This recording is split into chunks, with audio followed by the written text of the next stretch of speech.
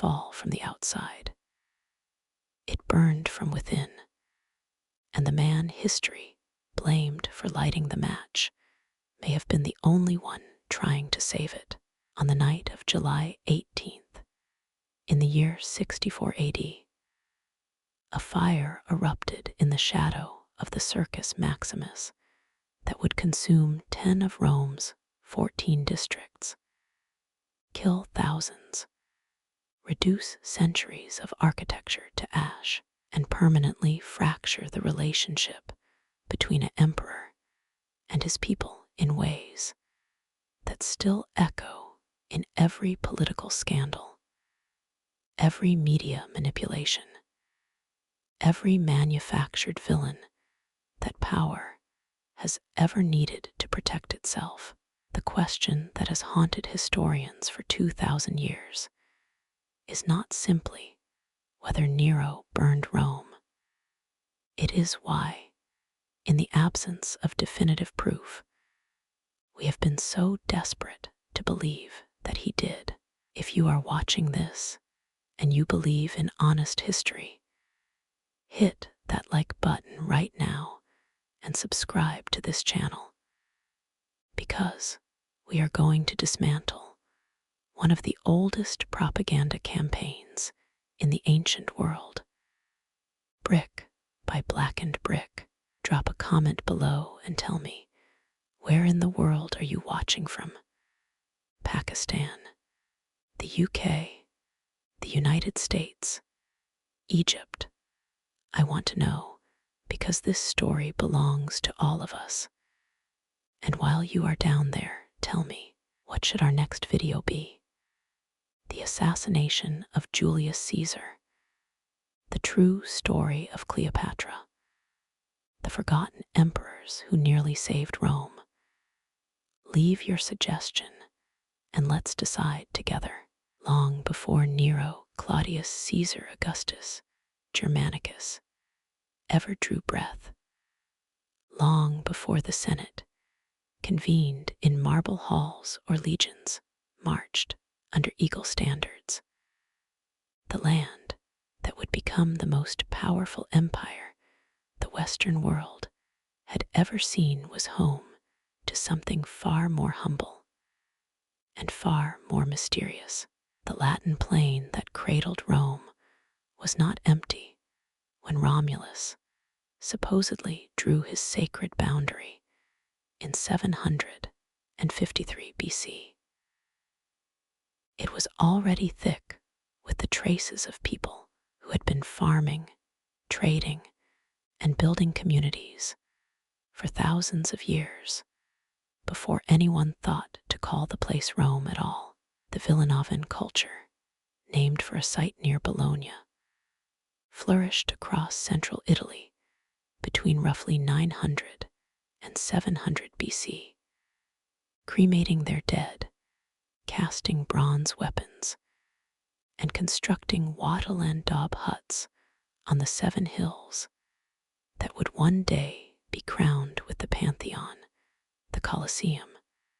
and the Palatine Palace. These were not savages stumbling toward civilization. They were a people with sophisticated metallurgical knowledge, consistent burial rites that suggest a coherent spiritual worldview, and trade networks that stretched north to the Alps and south to Sicily. But even before the Villanovans, the soil of Latium held the bones of communities reaching back to the Bronze Age. Farmers who worshipped sky gods and earth mothers at open-air sanctuaries on hilltops that would eventually be renamed in honor of Roman gods, their ancient devotions quietly absorbed and renamed by the civilization that grew on top of them. The way empires always absorb what came before, always claiming as their own invention what was actually an inheritance. With the fall of the Villanovan period and the gradual consolidation of hilltop settlements into something resembling a unified urban center. The stage was cleared for the emergence of a new kind of power, one that would ultimately build an empire, tear itself apart, and leave behind a mystery that still crackles with the heat of an ancient fire. Roma ante Romam, Rome before Rome, is not an empty phrase. It is a reminder that every civilization is built on something older, and that the stories we tell about our beginnings are always, in some measure,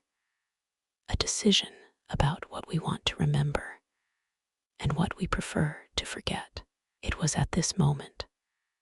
this long, slow coalescence of Iron Age villages into something approaching urban ambition, that the forces which would eventually produce Nero, the Senate, and the great fire of Rome began, invisibly,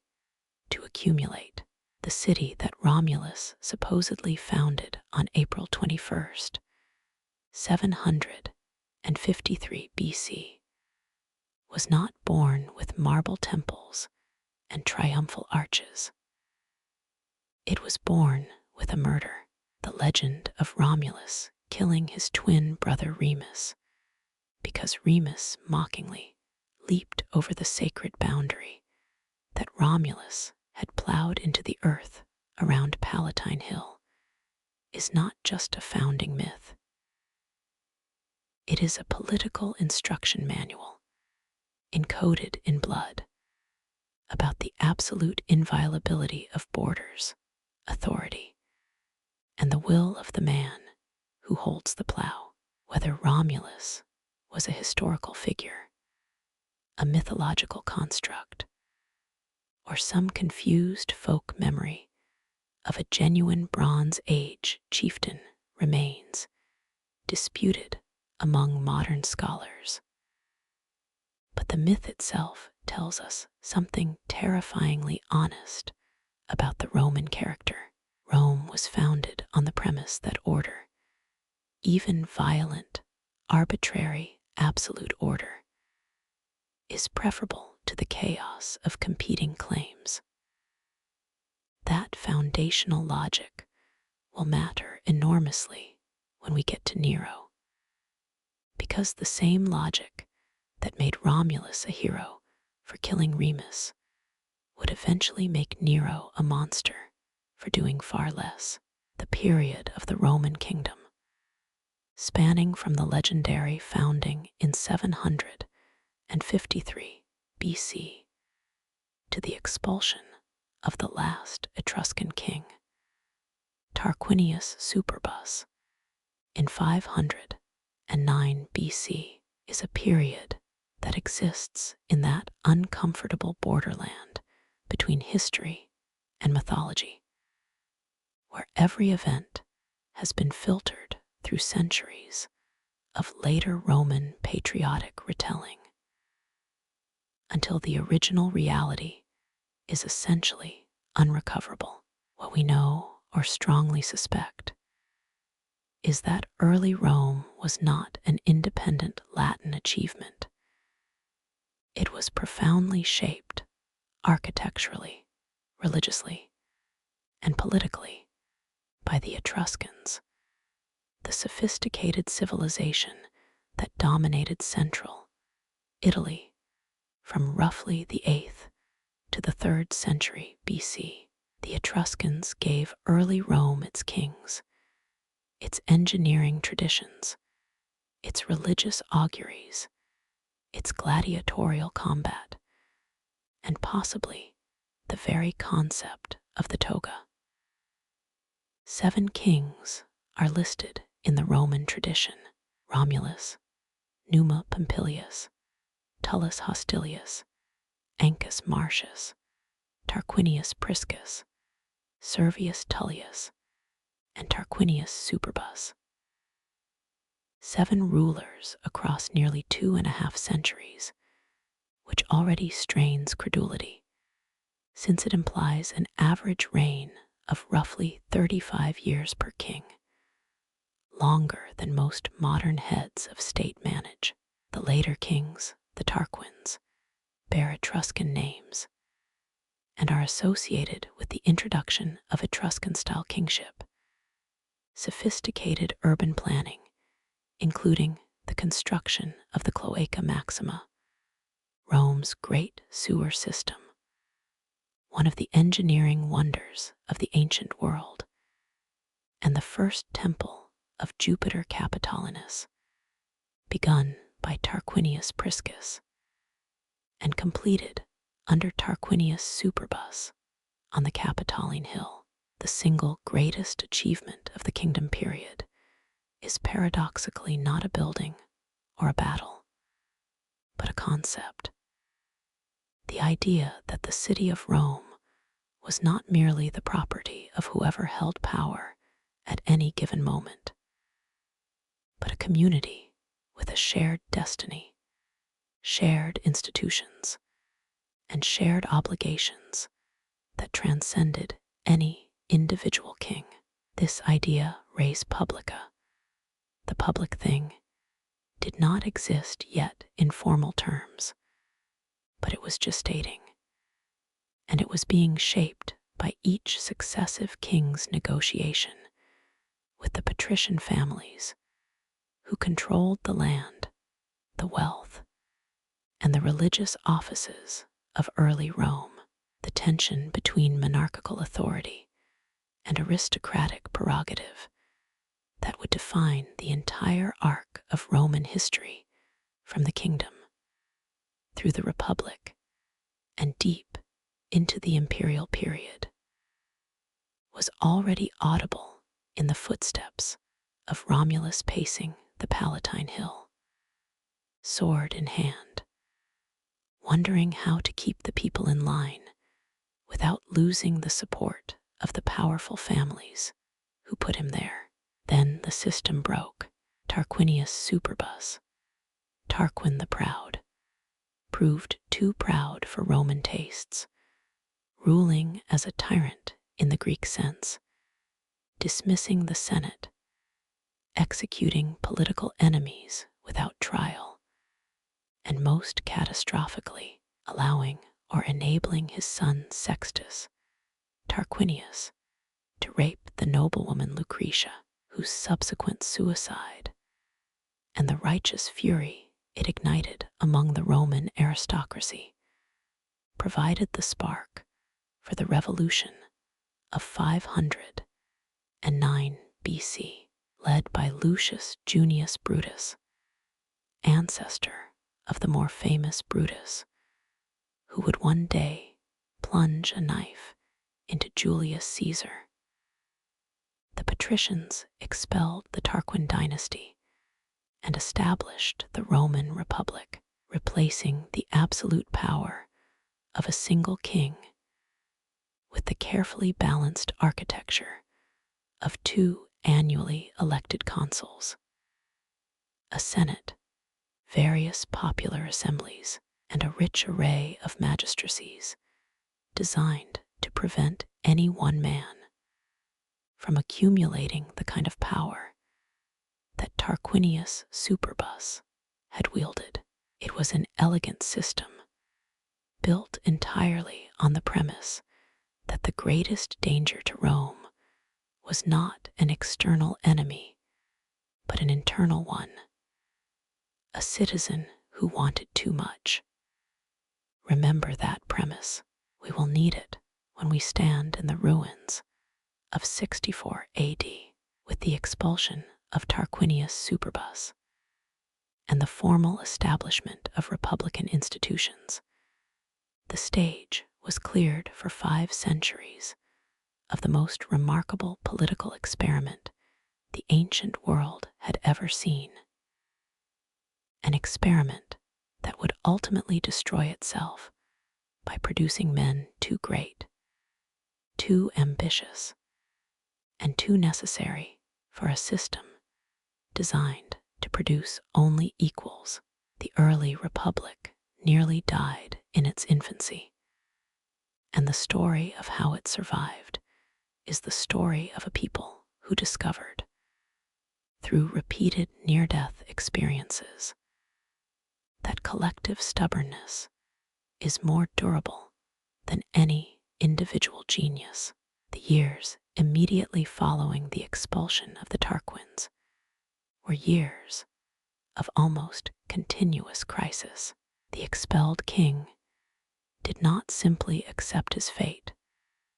Tarquinius Superbus solicited military aid from the Etruscan city-states, particularly from Lars Porsena of Clusium, who marched on Rome with an army significant enough to force the Romans to concede territory and possibly to reinstall Tarquin briefly. Though later Roman tradition, embarrassed by this capitulation, invented heroic stories like the tale of Horatius Cockles defending the Sublician Bridge, single-handed to paper over the humiliation. The Latin peoples, who had long chafed under Roman domination, rose in rebellion. The Equi and the Volsci, fierce hill tribes from the Apennines, raided Roman territory with brutal regularity throughout the 5th century BC. In 390 BC, the Gauls, Celtic tribes from northern Europe, terrifying in their physical size, their wild battle fury, and their apparent indifference to Roman military discipline, sacked Rome itself, the only time in the Republican period that the city fell to a foreign enemy, and left behind a humiliation so searing that for centuries afterward, Roman law preserved the phrase vi victis, woe to the conquered, as a reminder of what the Gallic chieftain Brennus reportedly said when the defeated Romans objected to him adding his sword to the weights on the scales that were measuring out Rome's ransom payment. But the Republic did not die. It was saved repeatedly by something the Tarquin kings had never understood: the willingness of Roman citizens, particularly the military class of free landholders known as assidui, to sacrifice personal comfort, personal wealth, and personal life for the collective survival of the community. This civic virtue, which the Romans called virtus in its military sense and pietas in its religious and familial sense, was not just a moral value. It was the operational secret of Roman military dominance. When the Greek historian Polybius, writing in the 2nd century BC, tried to explain to his Greek audience why Rome kept winning, he pointed not to Roman military technology or tactical genius, but to this collective civic commitment, this shared belief that Rome itself, the idea of Rome, the institutions of Rome, was worth dying for in a way that no individual king or general or faction could replicate. The greatest achievement of the early Republic was the gradual resolution of the conflict of the orders. The long, grinding,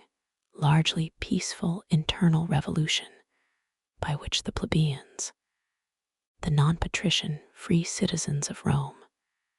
secured political rights, legal protections, and access to the offices and priesthoods that the patricians had monopolized since the founding. This conflict began in earnest in the early 5th century BC and was resolved incrementally over roughly 200 years, culminating in the Lex Hortensia of 287 BC. which made the decisions of the plebeian assembly, the concilium plebis, binding on all Romans regardless of patrician opposition. The conflict of the orders produced two of the most important innovations in Roman constitutional history: the tribunes of the plebs, magistrates elected by and from the plebeian class, who held the sacrosanct power of intercessio, the legal right to physically block any action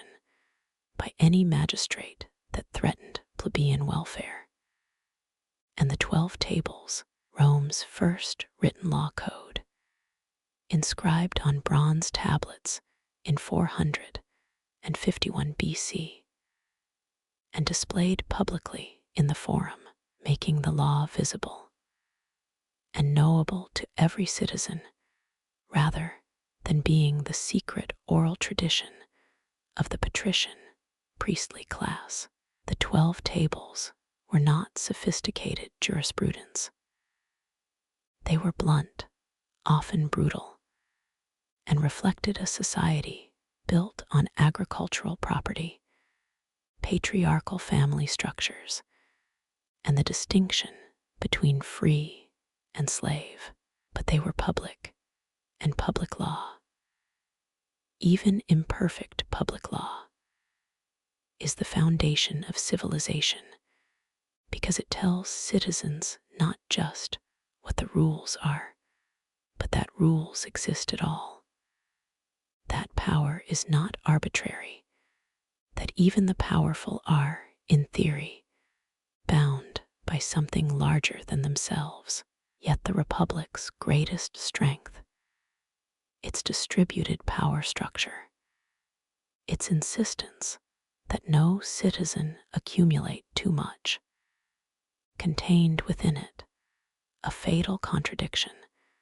that became more visible with every century of imperial expansion. The richer Rome became from conquest,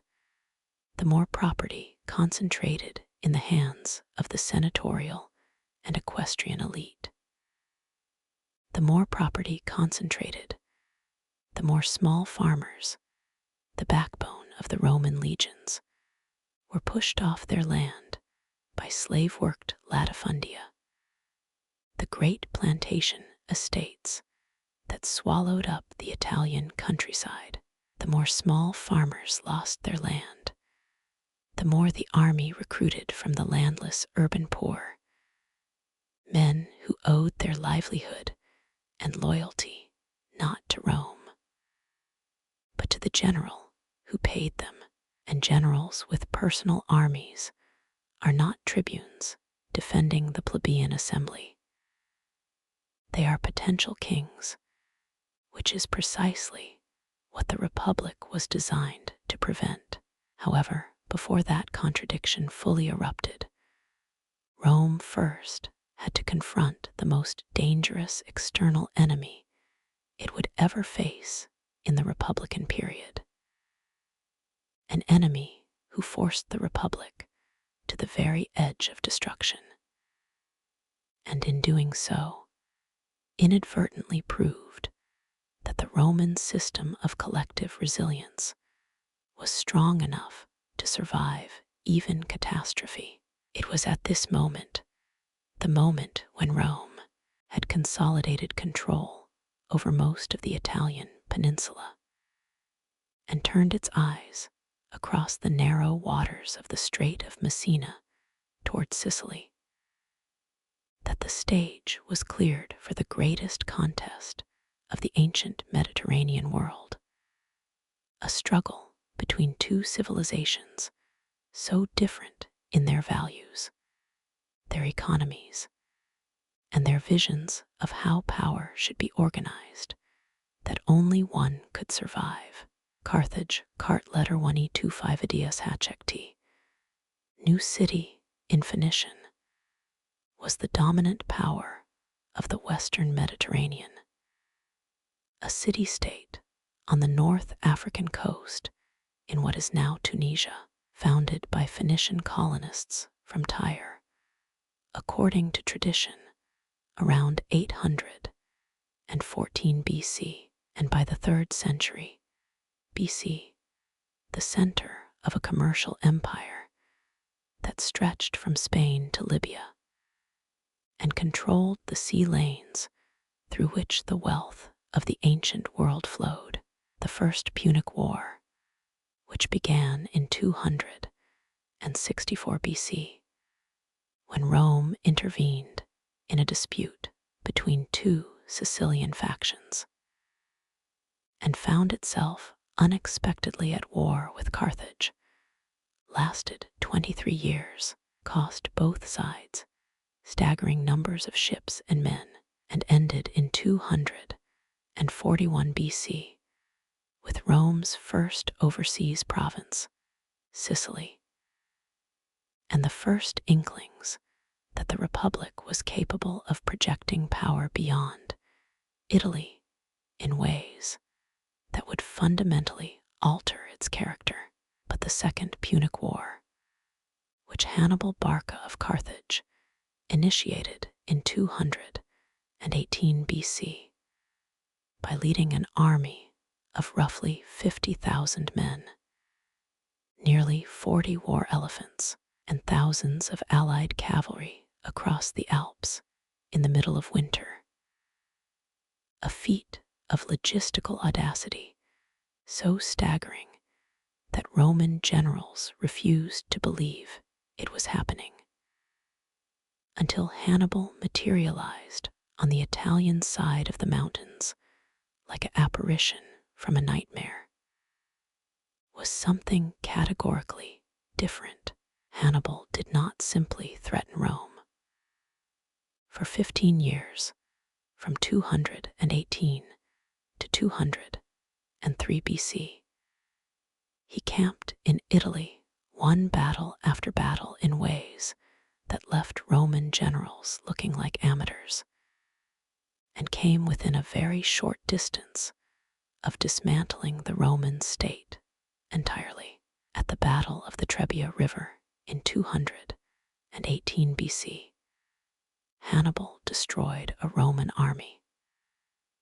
At Lake Trasimene in 217 BC, he ambushed and annihilated another Roman force, killing the consul Gaius Flaminius in what remains one of the most perfectly executed ambushes in military history. And then,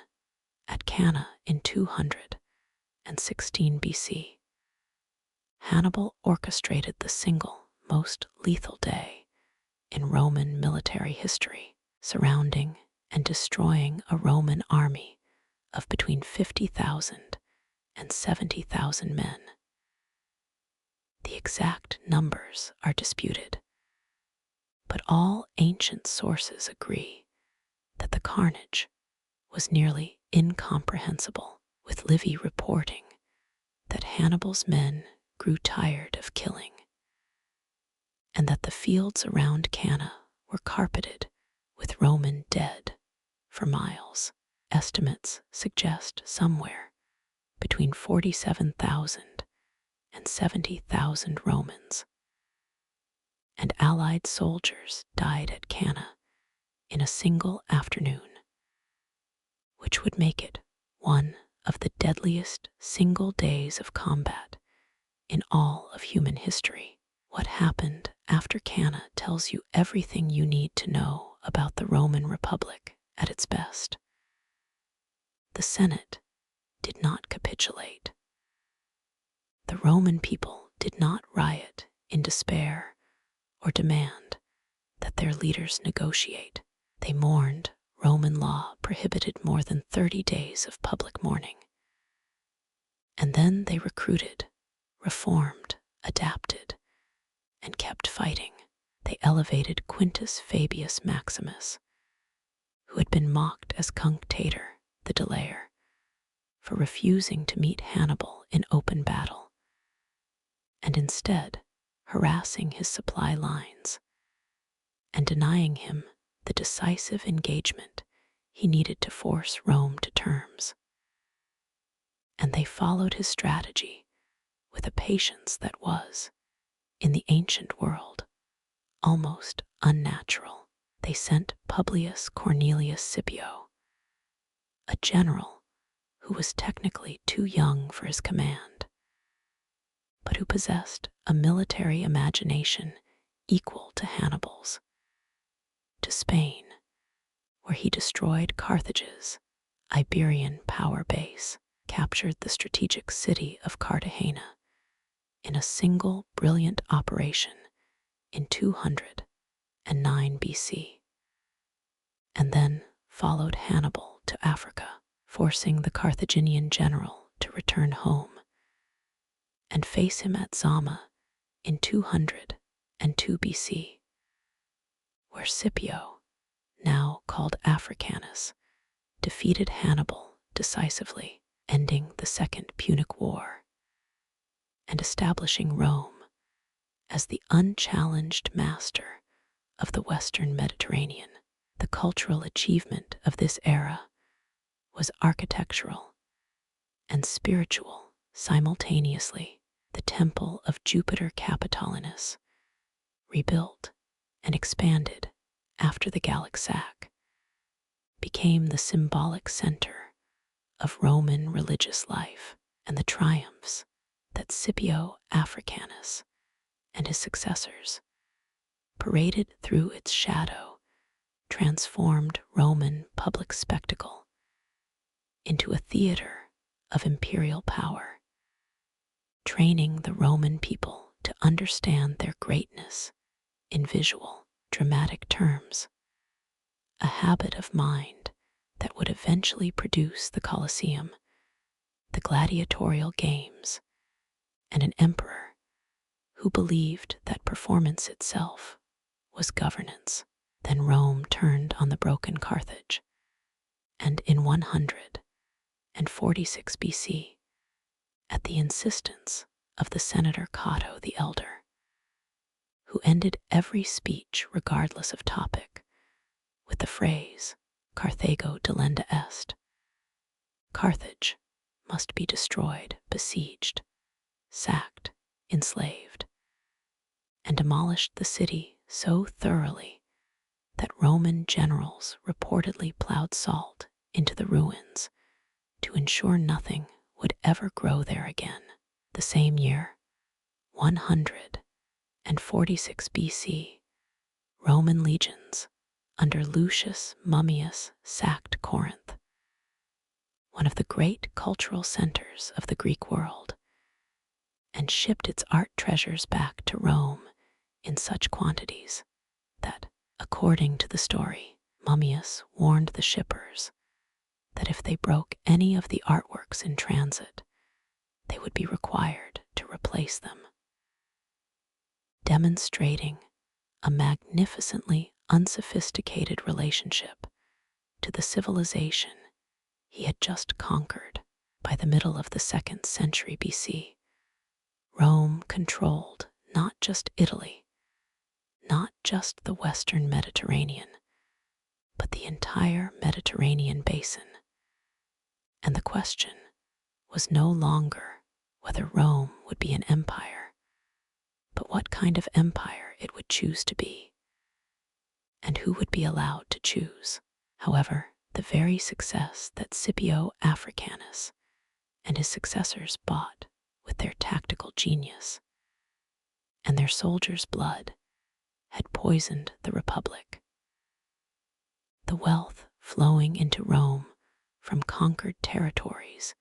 concentrated in the hands of the senatorial elite, the old aristocratic families who had the political connections to secure lucrative provincial governorships and military commands. The small farmers who had filled the Roman legions that won all those wars came home to find their land absorbed by wealthy neighbors who had used slave labor, the endless supply of slaves from conquered peoples, to undercut the free farmer's ability to compete. The social contract that had made the Republic function was dissolving, and two brothers named Tiberius and Gaius Gracchus, tribunes of the plebs in 133 and 123 BC, respectively, decided to do something about it, and were murdered for their trouble by senatorial mobs, establishing a precedent for political violence that would haunt Rome for the next century,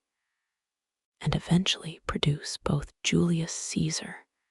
and Nero Claudius Caesar, with the murder of the Gracchi brothers and the Senate's brutal demonstration that it would defend its economic privileges with lethal force if necessary. The stage was cleared for the age of the great generals, the era in which individual military commanders with private armies and vast personal wealth would compete for control of the Republic,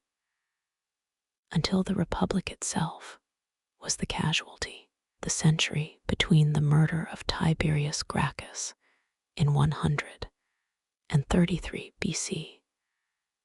and the formal establishment of the Principate by Augustus in 27 BC was, by any measure, the most violent, the most politically consequential, and the most personally dramatic period in Roman history. A century so thick with extraordinary personalities, calculated treacheries, magnificent ambitions, and spectacular failures that every storyteller who has ever touched it, from Shakespeare to HBO, has found themselves overwhelmed by the sheer density of the material. The social war of 91-88 BC, in which Rome's Italian allies, the socii, who had fought beside Rome for generations without receiving Roman citizenship, rose in armed rebellion, nearly destroyed the Republic before it was even properly threatened by the great generalissimos who followed. The war produced Lucius Cornelius Sulla, the aristocratic general who defeated Rome's Italian enemies, marched on Rome twice with his legions, becoming the first Roman commander in history to lead a Roman army against the city of Rome itself, and established himself as dictator in 82 BC, using his absolute power to massacre his political enemies in organized bloodbaths called proscriptions, posting lists of names on the forum walls and offering cash rewards to anyone who brought him the head of a listed individual. Sulla's proscriptions killed perhaps 4,000 to 9,000 Romans of the equestrian and senatorial classes, establishing the grim institutional framework that later strongmen like Octavian, Augustus, would use to eliminate their own enemies, and that the Julio-Claudian emperors would use to deal with anyone who seemed too threatening, too popular, or simply too inconvenient. The greatest achievement of the late Republican period was simultaneously its most dangerous gift to posterity. It produced Julius Caesar, Gaius Julius Caesar, born in 100 BC into a patrician family of impeccable lineage but modest wealth, combined military genius, political cunning, personal charisma, and an absolute absence of the normal Roman citizen's deference to constitutional propriety, into a force of nature that the Republic's institutions simply could not contain. Caesar's conquest of Gaul between 58 and 50 BC, documented in his own elegantly spare Commentarii de Bello Gallico, was one of the most consequential military campaigns in the history of Western civilization, extending Roman territory to the Rhine and the English Channel, generating colossal wealth in slaves and plunder, and building Caesar a personal army of battle-hardened veterans who were loyal to him personally rather than to the Republic. His crossing of the Rubicon River in January of 49 BC with the 13th Legion, the moment that gave us the phrase crossing the Rubicon as a metaphor for an irreversible decision, triggered a civil war against his rival Gnaeus Pompeius Magnus, Pompey the Great, that Caesar won decisively at the Battle of Pharsalus in 48 BC, pursuing Pompey to Egypt, where the last great Republican general was murdered on a beach by agents of the boy pharaoh Ptolemy XIII,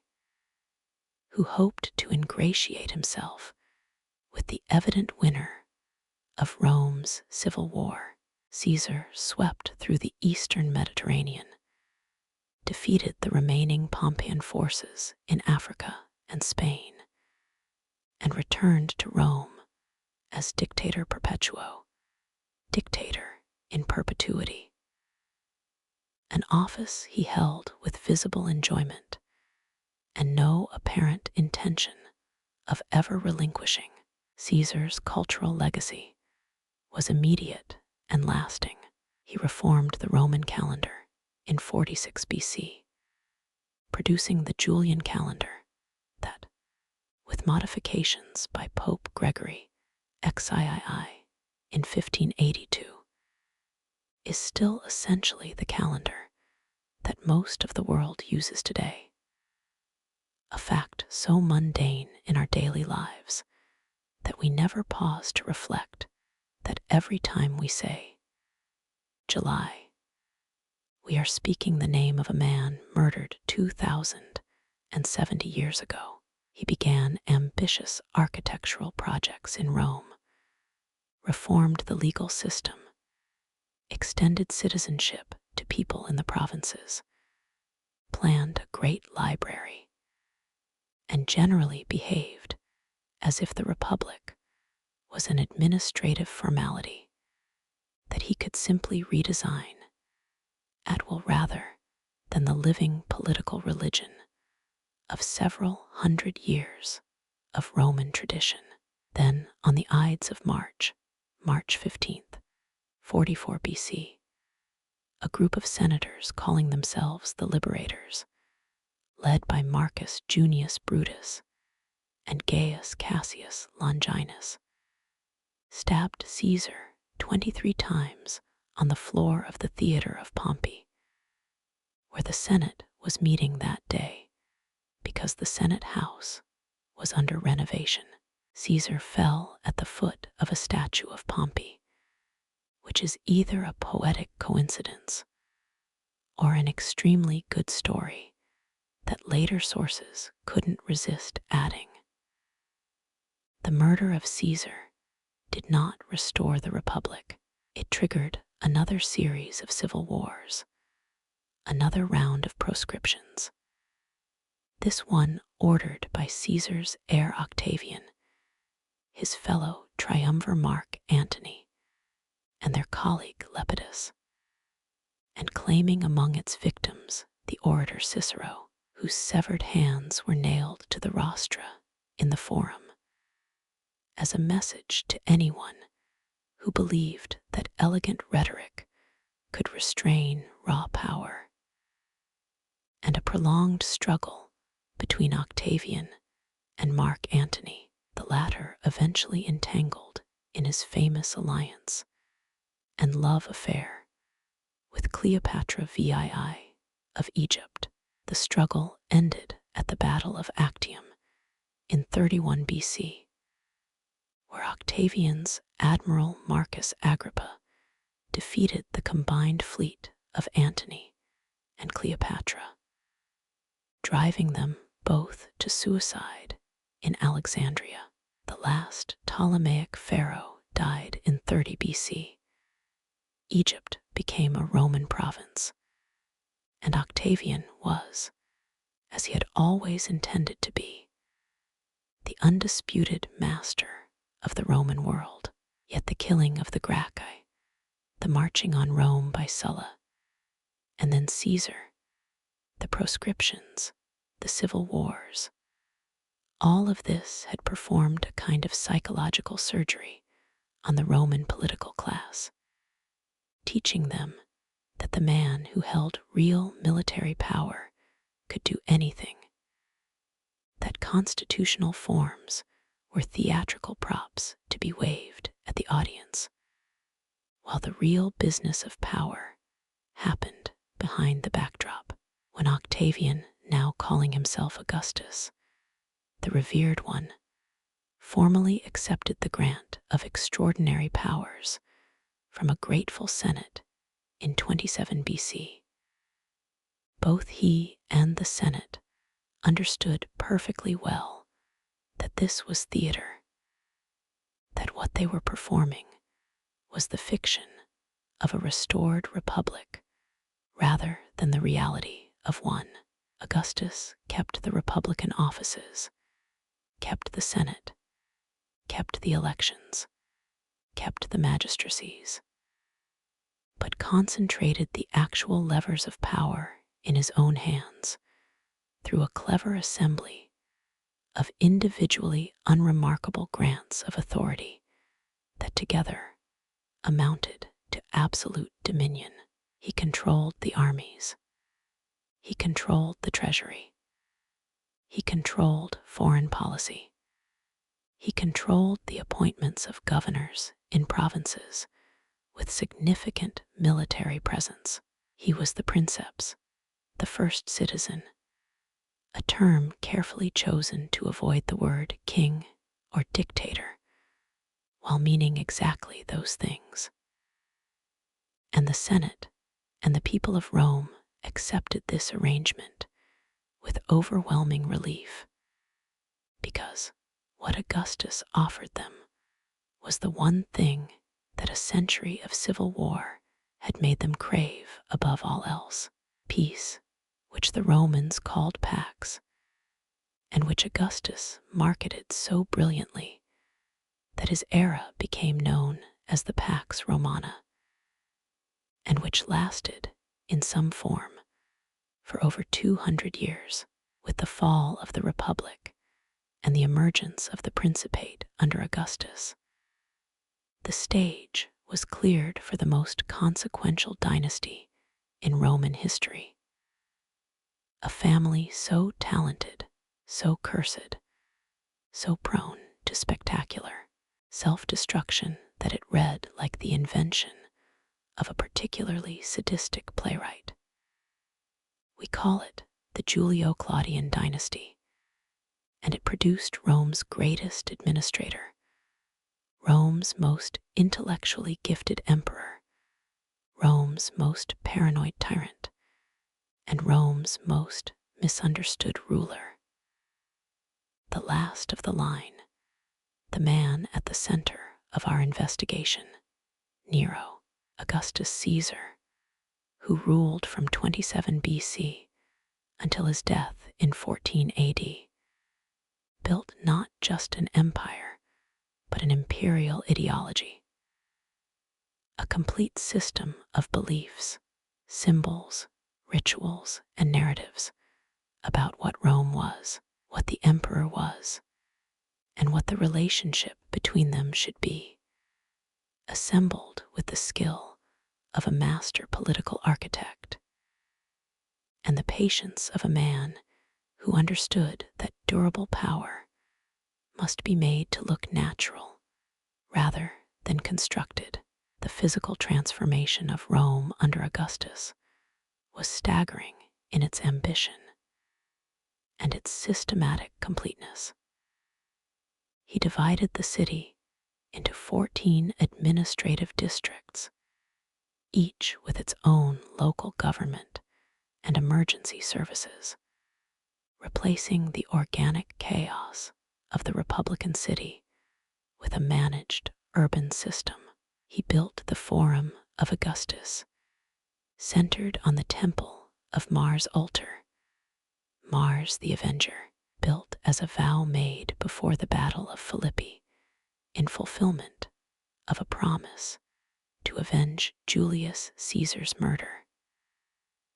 and lined the flanking porticos with statues of Rome's great heroes from Aeneas to his own era, physically constructing a Roman hall of fame in marble and bronze that made every visitor experience the history of Rome as a continuous tradition, culminating inevitably in Augustus himself. He built the altar of Augustan peace, the Aurea, one of the most exquisite works of decorative sculpture in the Western tradition. Its exterior panels showing the imperial family processing in formal religious ceremony, alongside personifications of Rome's power and prosperity, creating in stone what Virgil was creating simultaneously in verse, the official image of Augustan Rome as a place of divinely sanctioned tranquility and abundance. After a century of civil war, he restored 82 temples in a single year, 28 BC, as an act of religious piety that was simultaneously the most comprehensive public relations exercise in Roman history, signaling his reverence for tradition, while also demonstrating his control over the most important ritual spaces in the city. His architect of imperial imagery, the brilliant propagandist and cultural patron Gaius Maecenas, gathered around the court of Augustus the greatest Latin writers of the age, Virgil, Horace, Livy, Ovid, and directed their genius toward the project of explaining Rome to itself in terms that made Augustus's supremacy seem not just politically convenient, but cosmically inevitable. Virgil's Aeneid, begun around 29 BC, and still unfinished when Virgil died in 19 BC, constructed a mythological origin story for Rome that placed the Julian family, Augustus's adoptive lineage, in direct descent from the goddess Venus through the Trojan hero Aeneas, so that Augustus was not merely a successful warlord, but the living fulfillment of divine prophecy, the man whom the gods of Rome had been arranging history to produce for 1,000 years. This was propaganda of the highest cultural order, propaganda so artistically sublime that readers 2,000 years later still study it as literature rather than political advertising, which is precisely what its creators intended. Horace's odes provided the lyric voice of Augustan optimism. Poems about wine, friendship, the pleasures of country life, and the military glory of Rome's legions that created the emotional texture of a society at peace with itself, confident in its gods and its leaders, grateful for the stability that Augustus had purchased with 2 decades of civil war. Livy's monumental history of Rome, Ob Urb Candida, from the founding of the city, told the story of Rome from Romulus to his own day in a prose style of deliberate solemnity that constructed, for the first time, a comprehensive narrative of Roman greatness as a continuous tradition, a tradition that Augustus stood at the culmination of rather than a break from. Only Ovid, the most talented and most irreverent of the Augustan poets, failed to fit into the ideological program. His Ars Amatoria, a playful handbook on the art of seduction, struck Augustus as insufficiently consistent with his moral legislation, encouraging traditional Roman marriage and family values. And Ovid was exiled to Domus on the Black Sea in 8 AD, spending the last decade of his life composing elegies about his longing for Rome, with a pathos that his Augustan colleagues, comfortably installed in the center of civilization,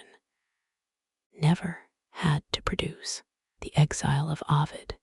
is the first Augustan crack in the cultural program. The moment when the patron of arts revealed that patronage was conditional, that the protection of genius was available only as long as genius served the program, and that an emperor who had built his legitimacy on the claim of restored republican freedom was, in the end, as capable of literary censorship as any Hellenistic monarch. Augustus understood what Nero would later understand, and what Nero's enemies would use against him. That in Rome, the performance of power was inseparable from power itself. The difference was that Augustus performed the role of the modest republican citizen, restored to authority by public acclamation, while Nero wanted to perform something far more dangerous, the role of an artist. Augustus ruled for 40 years, longer than any subsequent emperor for centuries, and the stability of those 4 decades set standards against which every successor would inevitably be measured, and typically found wanting. His building program transformed Rome physically. "I found Rome a city of brick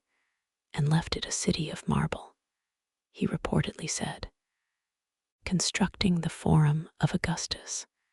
the Temple of Mars altar, the Aurea, the Mausoleum of Augustus, and the Theater of Marcellus, establishing the visual vocabulary of imperial grandeur that every subsequent emperor would either build upon or struggle to equal. His administrative reorganization of the provinces, the military, the treasury, and the fire and police services of Rome itself created the infrastructure of empire that would function, with modifications, for centuries. His personal life was complicated by the spectacular misbehavior of his daughter Julia, exiled for adultery, or possibly for political conspiracy, and by the bitter succession politics that occupied the last decade of his reign, as he outlived multiple preferred heirs and was eventually forced to settle on his stepson Tiberius Claudius Nero as his successor. The succession of Tiberius in 14 AD was the first test of whether the principate could survive its founder, and the answer was yes, but only barely, and with a personal cost that left Tiberius increasingly embittered and paranoid. Tiberius, who reigned from 14 to 37 AD, was in many ways a more competent administrator than Augustus, and a more personally austere man. But he lacked Augustus's genius for political theater, his patience with the Senate's pretensions, and his instinct for knowing when to indulge and when to restrain. The Praetorian Guard, the elite military unit stationed in Rome that served as the emperor's personal bodyguard, and increasingly as the actual power behind the throne, grew in political influence under Tiberius, particularly under the influence of Lucius Aelius Sejanus, the Praetorian prefect, who made himself so indispensable to the increasingly reclusive emperor that contemporaries spoke of him as a co-ruler. Tiberius withdrew to the island of Capri in 26 AD, conducting his entire imperial administration by letter from a clifftop villa, while Sejanus in Rome prosecuted political enemies using the treason laws, maestas, with a ferocity that turned the Senate into a theater of fear, where any careless word could be reported, charged, and prosecuted as an attack on the emperor's dignity. The reign of Tiberius produced one of the most important figures in the history of Western religion, entirely as a byproduct of routine provincial administration. In approximately 30 or 33 AD, in the province of Judea, the prefect Pontius Pilatus ordered the crucifixion of a Jewish preacher named Yeshua of Nazareth, an event that neither Tiberius, Pilate, nor anyone in Rome would have considered significant at the time, but that would, within 3 centuries, produce a religion that would replace Jupiter, Mars, and Venus in the hearts of Rome's citizens, and eventually in the constitutions of its successor states. The execution of Jesus under Tiberius is one of the most historically verifiable events of the early Julio-Claudian period, precisely because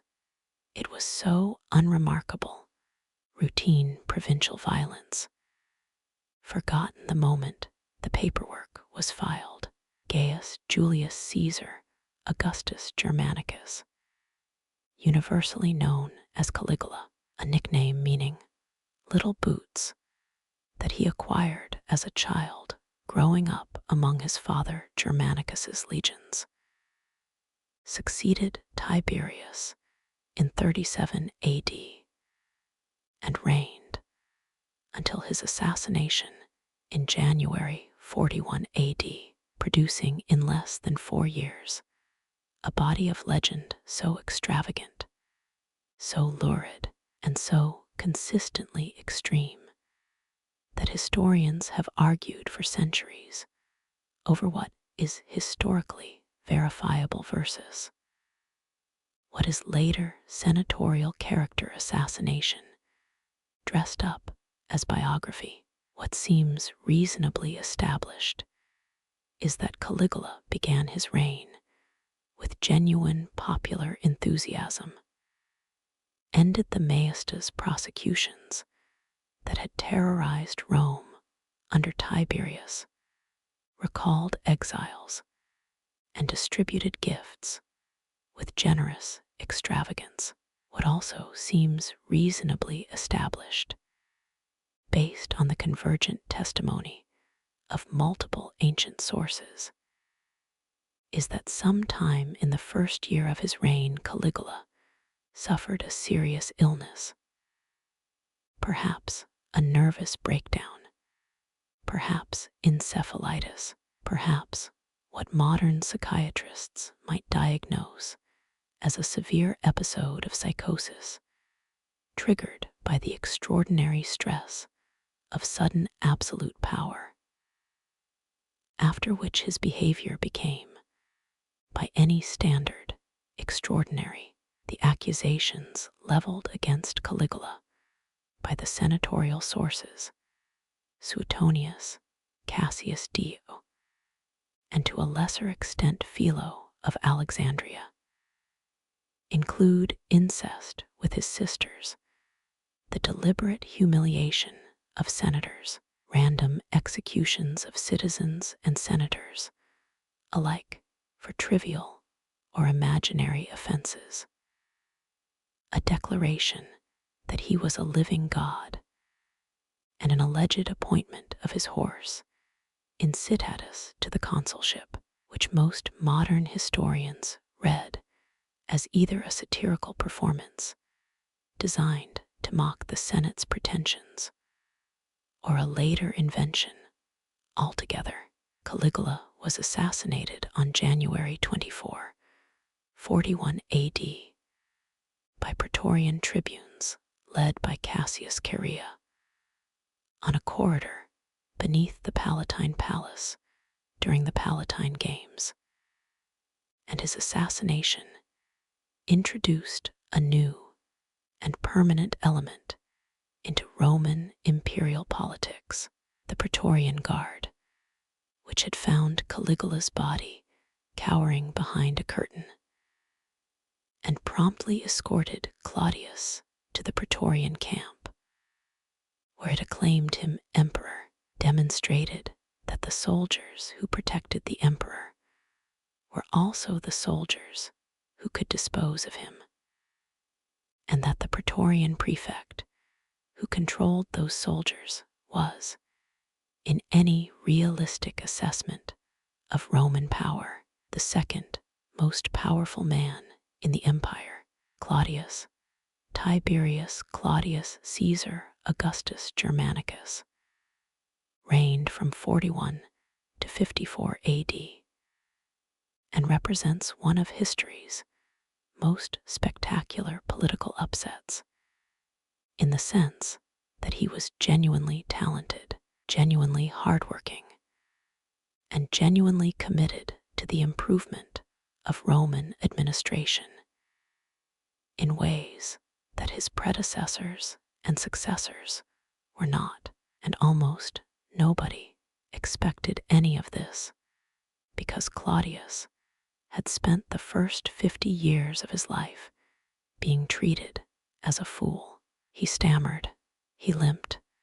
he drooled slightly in public. He was kept largely away from public life during the reigns of Augustus, Tiberius, and Caligula, employed as a figurehead occasionally, but never given real responsibility, which meant that by the time the Praetorians dragged him out from behind that curtain to make him emperor, Claudius was the only adult male member of the Julio-Claudian dynasty who had not been destroyed by exposure to power. The result was an emperor who built the harbor at Ostia to address Rome's chronic food supply problems, who extended Roman citizenship aggressively to provincial elites, who conquered Britain in 43 AD, the first major territorial expansion since Augustus, who reformed the imperial civil service by creating a professional bureaucracy staffed largely by educated freedmen, and who was, by the standards of his dynasty, a relatively restrained user of the Maestas laws. He was also catastrophically unfortunate in his choice of wives. His third wife, Messalina, was executed in 48 AD on charges of publicly staging a formal wedding ceremony to one of her lovers, while Claudius was out of Rome. A story so brazen that ancient historians clearly enjoyed embellishing it. His fourth wife, Agrippina the Younger, his own niece, daughter of the popular general Germanicus, was the woman who would shape, suffocate,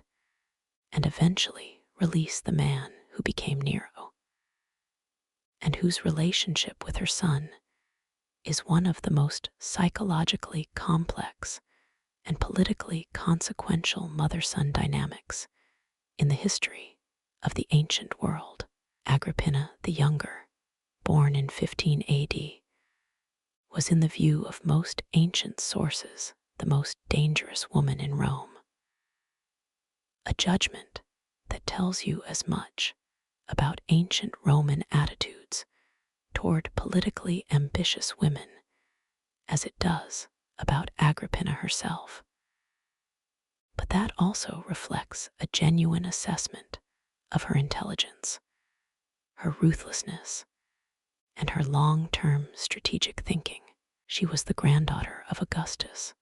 through his daughter Julia. She was the sister of Caligula. She was the mother, from her first marriage to Gnaeus Domitius Ahenobarbus, of Lucius Domitius Ahenobarbus, born December 15th, 37 AD, the boy who would be renamed Nero Claudius Caesar Augustus Germanicus when Claudius adopted him in 50 AD and designated him as heir. Agrippina's entire adult political career, from the moment she identified her son as the instrument of her ambition, was dedicated to putting Nero on the throne and keeping herself there beside him. She convinced, or maneuvered, or simply married the Emperor Claudius into adopting her son over Claudius's own biological son Britannicus, who was 4 years younger than Nero, and thus, in the court's calculation, sufficiently behind in the succession race that Agrippina's machinations had time to succeed. When Claudius died on October 13th, 54 AD, after consuming a dish of mushrooms, the ancient sources are unanimous in their conviction that Agrippina poisoned him, though the evidence is circumstantial, and the 1st century AD was quite capable of killing a 63-year-old intelligentsia. 3 of the greatest literary minds of the 1st century AD silenced not because of what they had done, but because of what they represented, and because a frightened emperor with bad advisors confused the elimination of talent with the elimination of threat. The period following the Pisonian conspiracy saw Nero's administration increasingly characterized by what the ancient sources describe as a reign of terror,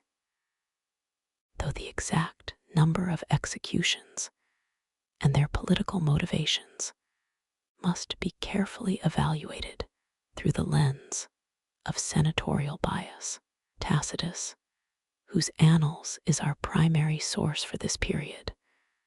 was writing in an era when criticizing the Julio-Claudian emperors was not merely permitted, but expected, and when the Flavian and Trajanic ideological framework that shaped his intellectual formation predisposed him to read every imperial execution as an act of arbitrary tyranny rather than a genuine, if sometimes paranoid, response to real political threats. This is not an argument that Nero was innocent of the charges against him. It is an argument for calibration, for reading the ancient sources as primary documents in the politics of their own time, rather than as neutral historical accounts of a previous era. What seems clear, stripped of the most extravagant embellishments, is that in the years 65 to 68 AD, Nero executed or drove to suicide a significant number of senators and equestrians, that his use of informants and treason charges created an atmosphere of fear in the upper reaches of Roman society, that his military commanders in the provinces were watching events in Rome with the kind of attention that ambitious generals always pay to a weakening center, and that his financial situation was, by 67 AD, genuinely desperate. The enormous cost of the Great Fire's relief effort, the construction of the Domus Aurea, and Nero's general pattern of spectacular expenditure had strained the imperial treasury to a degree that required extraordinary measures, including the debasement of the silver denarius and the confiscation of the property of convicted enemies, which provided both revenue and an additional political incentive for the prosecution of wealthy senators. The year 67 AD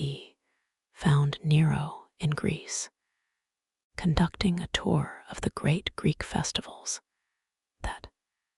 to his genuine artistic delight, he won repeatedly. Since apparently no one in any of the great Greek games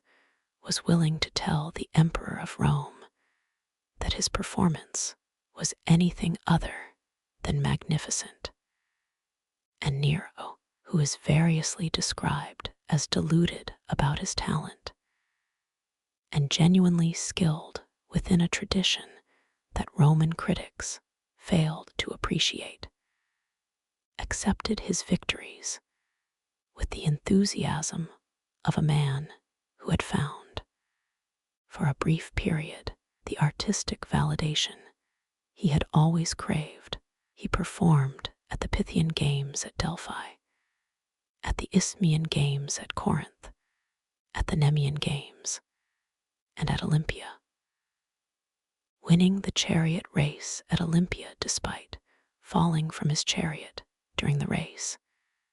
being placed back in the vehicle by his handlers, and still being awarded the victory crown, since no one in the stadium was willing to disqualify the emperor. He also, during this Greek tour, made one of his most genuinely popular and generously motivated political gestures at the Isthmus of Corinth. Before an assembled crowd, he formally proclaimed the freedom of Greece, declaring all Greek cities exempt from Roman taxation and from the Roman governor's direct administrative interference, restoring to Greece a ceremonial autonomy that had been stripped away a century earlier. The Greeks were genuinely delighted. The Romans back home, hearing about this, were less so.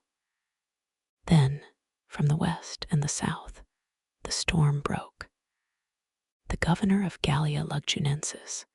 Gaius Julius Vindex, rose in revolt in March of 68 AD, issuing proclamations calling for the overthrow of Nero and proposing Servius Sulpicius Galba, the elderly governor of Hispania Tarraconensis, as an alternative emperor. Vindex's revolt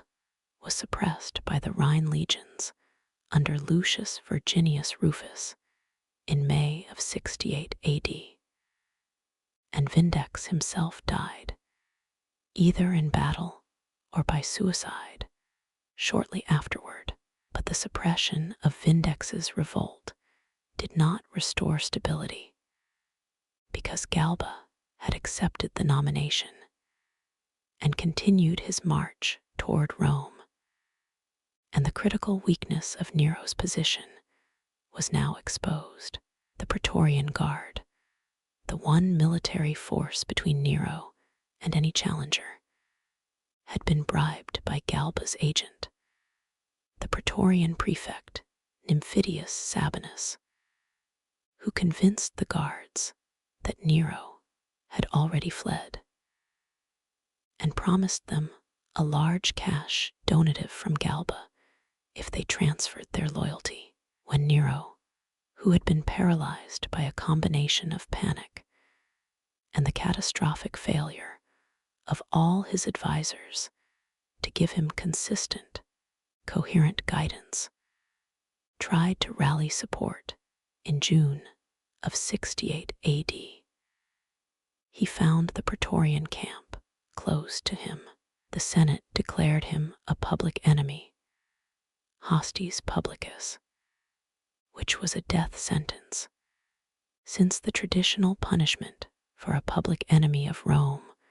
was to be beaten to death with rods. Nero fled Rome in the night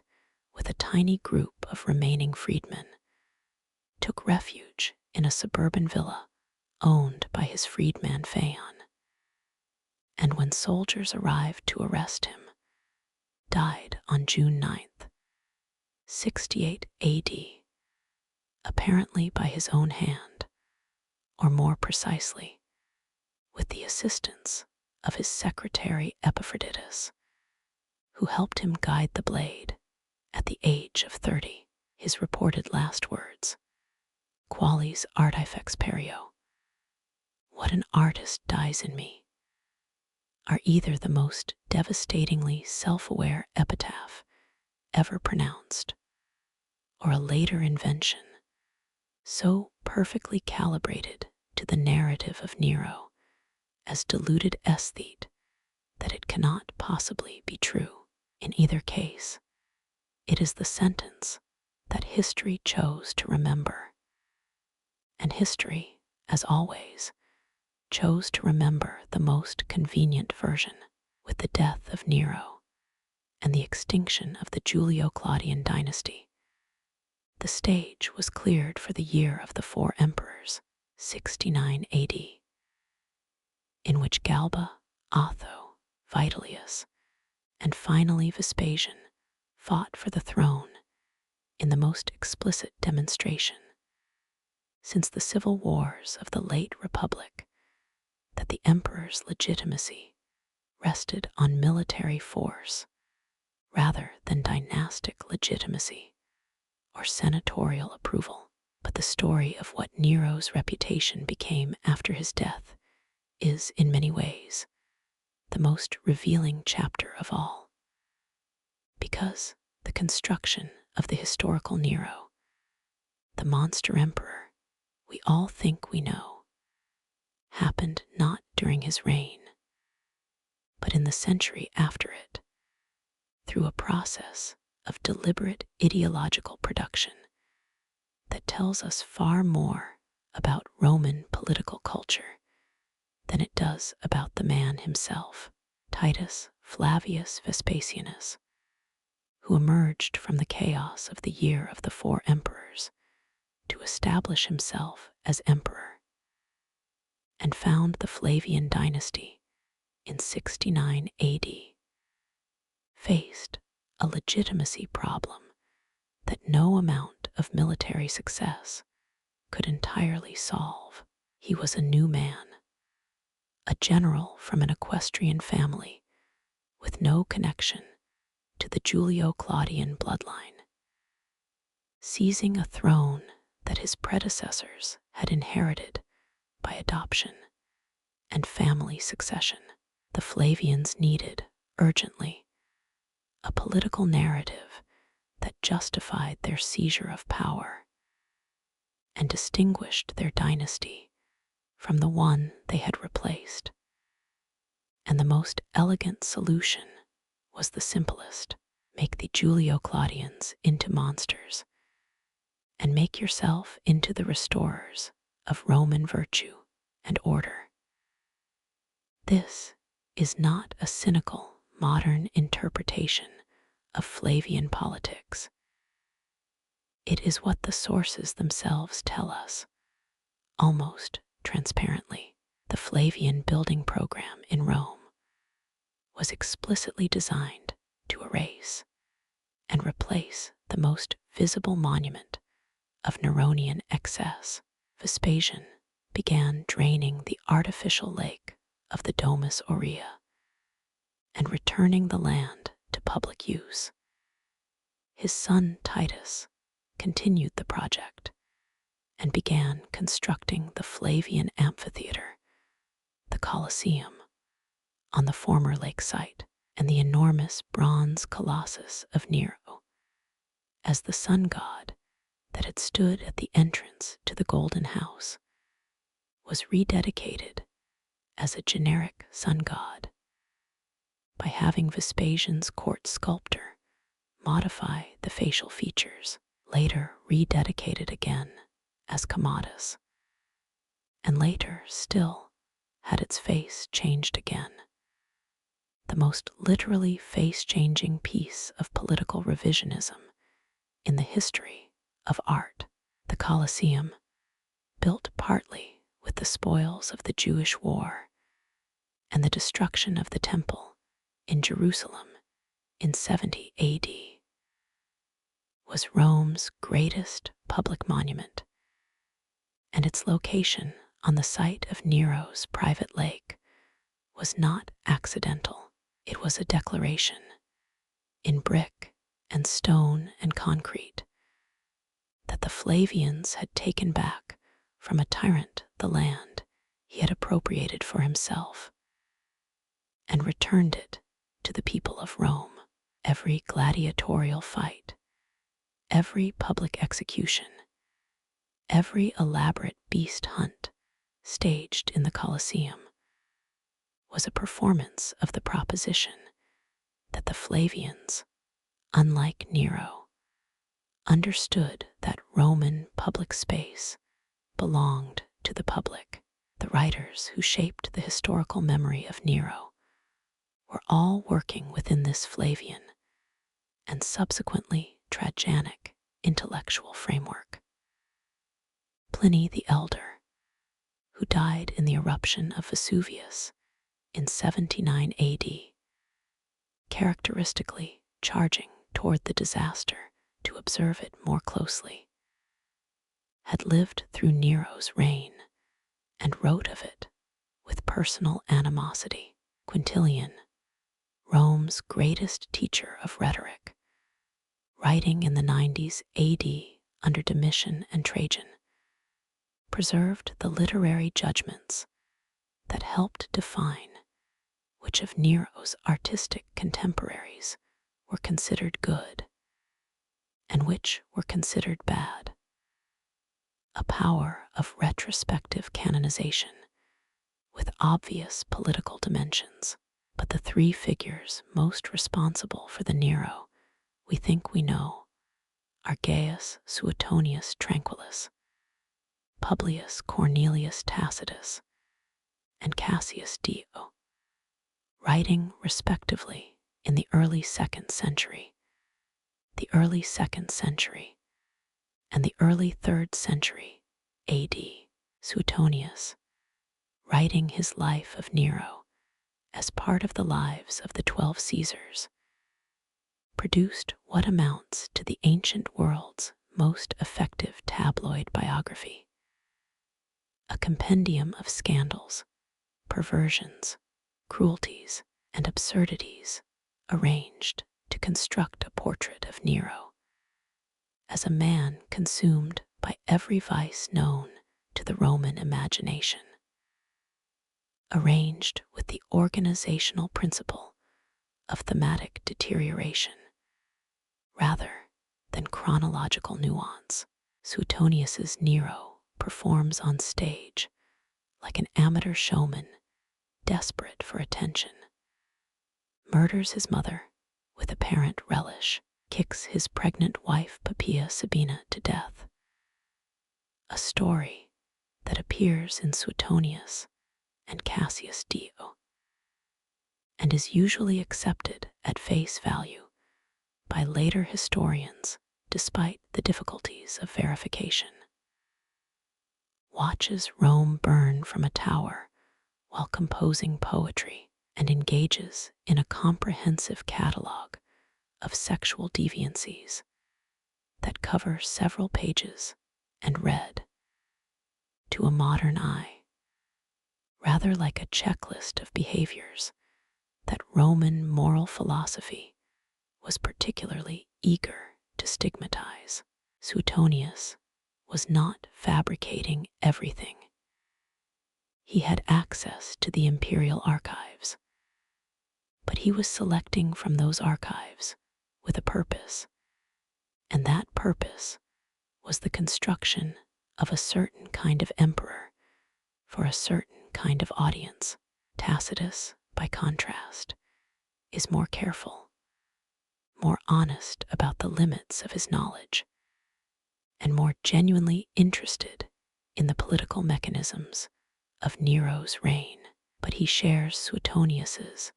fundamental senatorial perspective, the perspective of a class that Nero had frightened and sometimes persecuted, that had been humiliated by his apparent preference for artists, entertainers, and freedmen over the old aristocratic families, and that had lost friends and relatives to his treason prosecutions. Tacitus's Nero is not simply a monster. He is a tragedy, a man of genuine gifts, corrupted by flattery and absolute power. But the tragedy is told from the perspective of the Senate, and the Senate's perspective on Nero is not a neutral perspective. Cassius Dio, writing a century and a half after Nero's death, and in many ways the most extravagant of the three, adds embellishments to stories already embellished by Suetonius, creating the impression of multiple independent sources confirming the same events, when in fact they are mostly derivative of each other, a phenomenon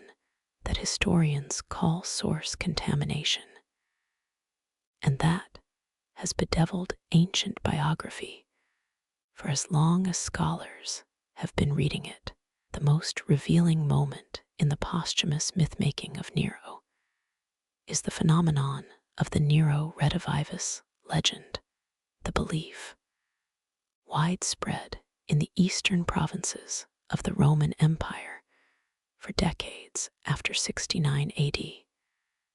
that Nero had not died but had escaped to Parthia, and that he would return at the head of a Parthian army to reclaim his throne. 3 separate false Neros appeared in the decades after his death, each attracting enough popular support to be taken seriously by Roman authorities. One in 69 AD, one under Titus around 80 AD, and one under Domitian in approximately 88 AD, each drawing primarily on the loyalty of Eastern provincials, particularly in Greece, where Nero's declaration of freedom had made him genuinely popular, and in the Parthian Empire, where the memory of his relatively successful management of the Armenian question meant he was not the monster the Roman literary tradition was constructing him as. The persistence of the Nero redivivus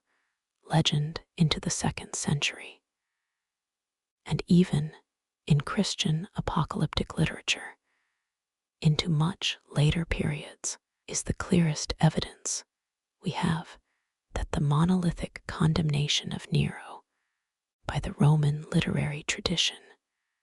was not universal, that there were large populations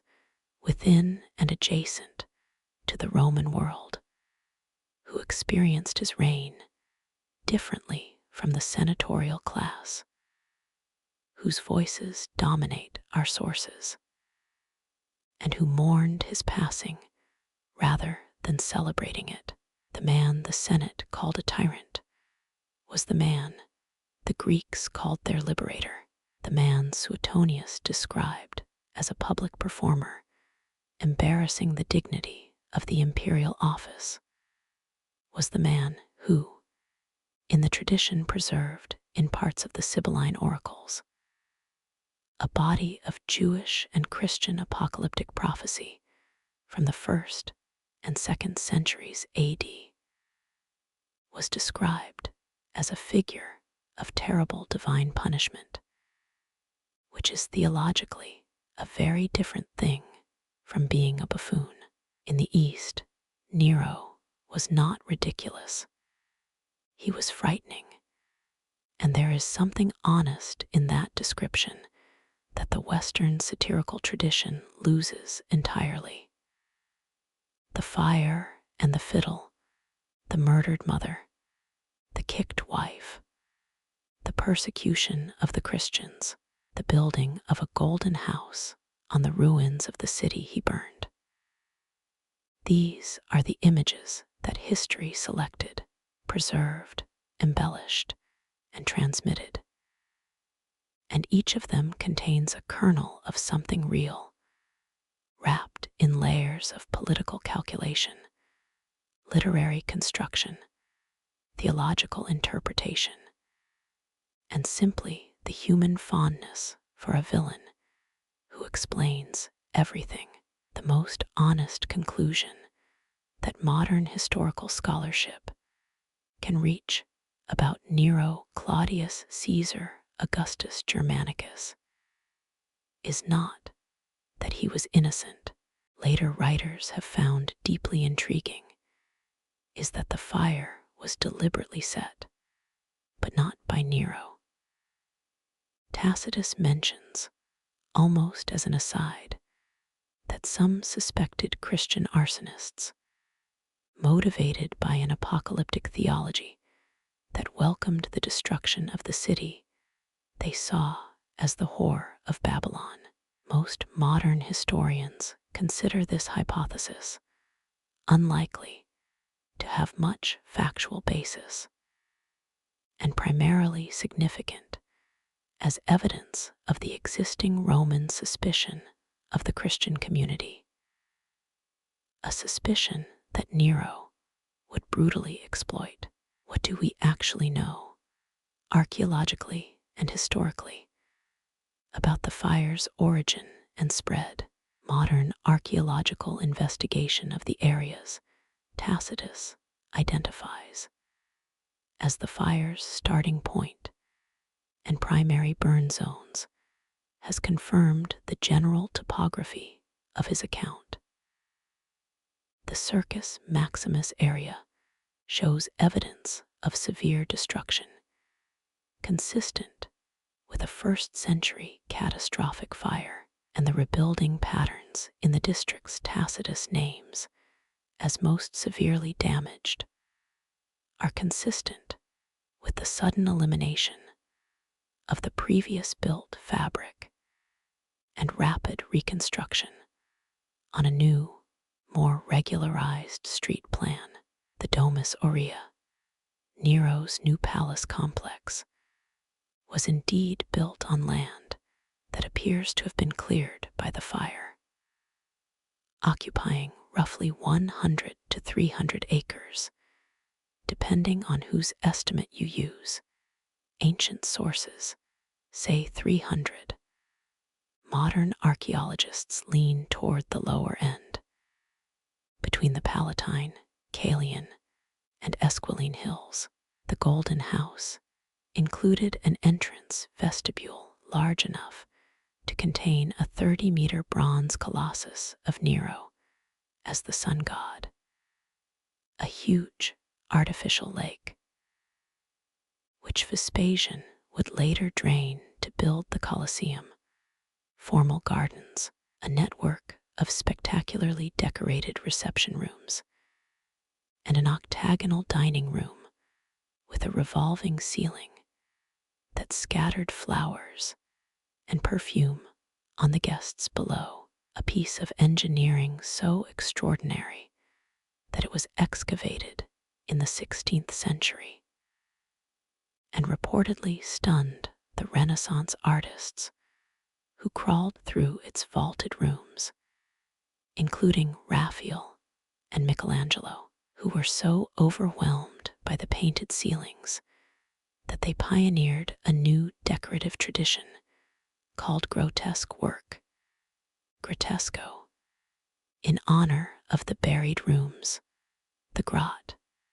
where they found it. Nero himself reportedly said of the Golden House, when it was finally complete, "Good, now I can at last begin to live like a human being," a line that has been interpreted as the expression of an obscene vanity, and as the observation of a man who had spent his entire life in spaces designed for imperial display rather than personal comfort, and who at last had somewhere that was, in some sense, his own. The Domus Aurea was, without question, politically catastrophic, even if we accept that Nero did not start the fire. And we should, because the evidence for his direct involvement is gossip dressed as history, while the evidence against it is structural and behavioral. The fact that he built his pleasure palace on the ruins of a district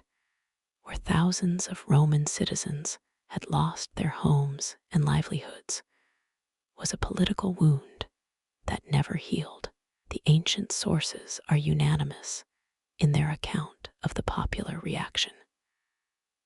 "Rome is one man's house," Romans said, suggesting the emperor had privatized the entire city for his personal enjoyment. The comparison to the Trojan horse was inevitable. The perception that Nero had benefited from Rome's disaster, regardless of whether he caused it, was politically devastating in a culture where perception and reality were frequently indistinguishable, and where an emperor's legitimacy depended on his being seen to put Rome's interests above his own. It was at this precise political moment, the moment when Nero needed a scapegoat, when the accusations of arson were swirling through every district of the city, when popular anger needed an outlet, that Nero chose to direct official suspicion toward the Christians. The Christian community in Rome in 64 AD was small, poorly understood, socially marginal, and already regarded with a mixture of suspicion and contempt by the broader Roman population. Christianity, which had arrived in Rome probably in the late 40s AD through the city's large Jewish community, was in this period barely distinguishable from Judaism to most Romans, and Roman official attitudes toward Judaism oscillated between grudging tolerance. Jews had a recognized legal status as practitioners of an ancient religion and were generally exempt from the requirement to sacrifice to the Roman gods, and intermittent hostility, as evidenced by the expulsion of Jews from Rome by the Emperor Claudius in approximately 49 AD, apparently because of disturbances connected to someone named Chrestos, a reference that most modern scholars read as a distorted version of Christus, Christ, and interpret as evidence of disputes within the Roman Jewish community between those who accepted Jesus as the Messiah and those who did not. By 64 AD, the Christian community in Rome was predominantly Gentile rather than Jewish, worshipped in private homes rather than recognized synagogues, refused to participate in the public religious rituals that Roman civic life was permeated by, and was the subject of rumors, almost certainly false, but widely circulating, that Christians were practitioners of incest, infanticide, and ritual cannibalism, accusations that arose from garbled reports of Christian practices like the love feast, agape, and the Eucharist, in which Christians symbolically ate the body and blood of their God, a concept so alien to Roman religious sensibility that it almost inevitably generated the worst possible interpretation among the uninformed. Tacitus, who is not sympathetic to the Christians, describes them as practitioners of a deadly superstition who were hated for their abominations, a phrase that encapsulates both the official Roman attitude and the cultural abyss separating Roman civic religion from the private devotional community of the early church. Nero's prosecution of the Roman Christians for the Great Fire was, in the judgment of modern historians, almost certainly a political decision rather than a judicial one. A decision to redirect popular anger onto a group that was already unpopular, already associated in the public mind with strange and antisocial behavior, and too small and politically powerless to mount an effective defense. Tacitus's description of the persecution is one of the most chilling passages in classical literature, written by a man who despised Christians, but clearly found the manner of their punishment excessive even by Roman standards. The Christians were not simply executed, but were turned into spectacle, covered with animal skins and torn apart by dogs, crucified or coated in pitch, and set alight as human torches to illuminate Nero's gardens at night. This last detail, Christians burned as living torches in Nero's gardens, has an obviously symbolic resonance with the accusation of arson that may or may not be intentional on Tacitus's part. The important historical point, however, is one that Tacitus himself makes with rare clarity. Even Tacitus, who writes of Christians with contempt, and who is not in this passage trying to rehabilitate Nero's reputation, acknowledges that public opinion in Rome shifted away from condemnation of the Christians once the persecution began, not because Romans suddenly sympathized with Christianity, but because the executions seemed motivated by cruelty and personal viciousness rather than by the public welfare. In other words, even Nero's own contemporaries, or at least those whose views filtered through to Tacitus's sources, sensed that the persecution was political theater rather than genuine justice, that it was a scapegoating operation rather than a sincere attempt to identify and punish those responsible for the fire. The political backfire was almost immediate, and it added another layer to the accumulating portrait of an emperor whose relationship with Rome's citizens was deteriorating beyond recovery. Among those executed in the Neronian persecution of 64-65 AD, almost certainly was Simon Peter, the apostle traditionally crucified upside down at his own request on the site now occupied by St. Peter's Basilica in the Vatican, in the gardens of Nero, near the Circus of Caligula. Paul of Tarsus, the other great foundational figure of early Christianity, was probably also executed in Rome during this period, though slightly later, and by the distinctly different method of beheading, appropriate to his Roman citizenship,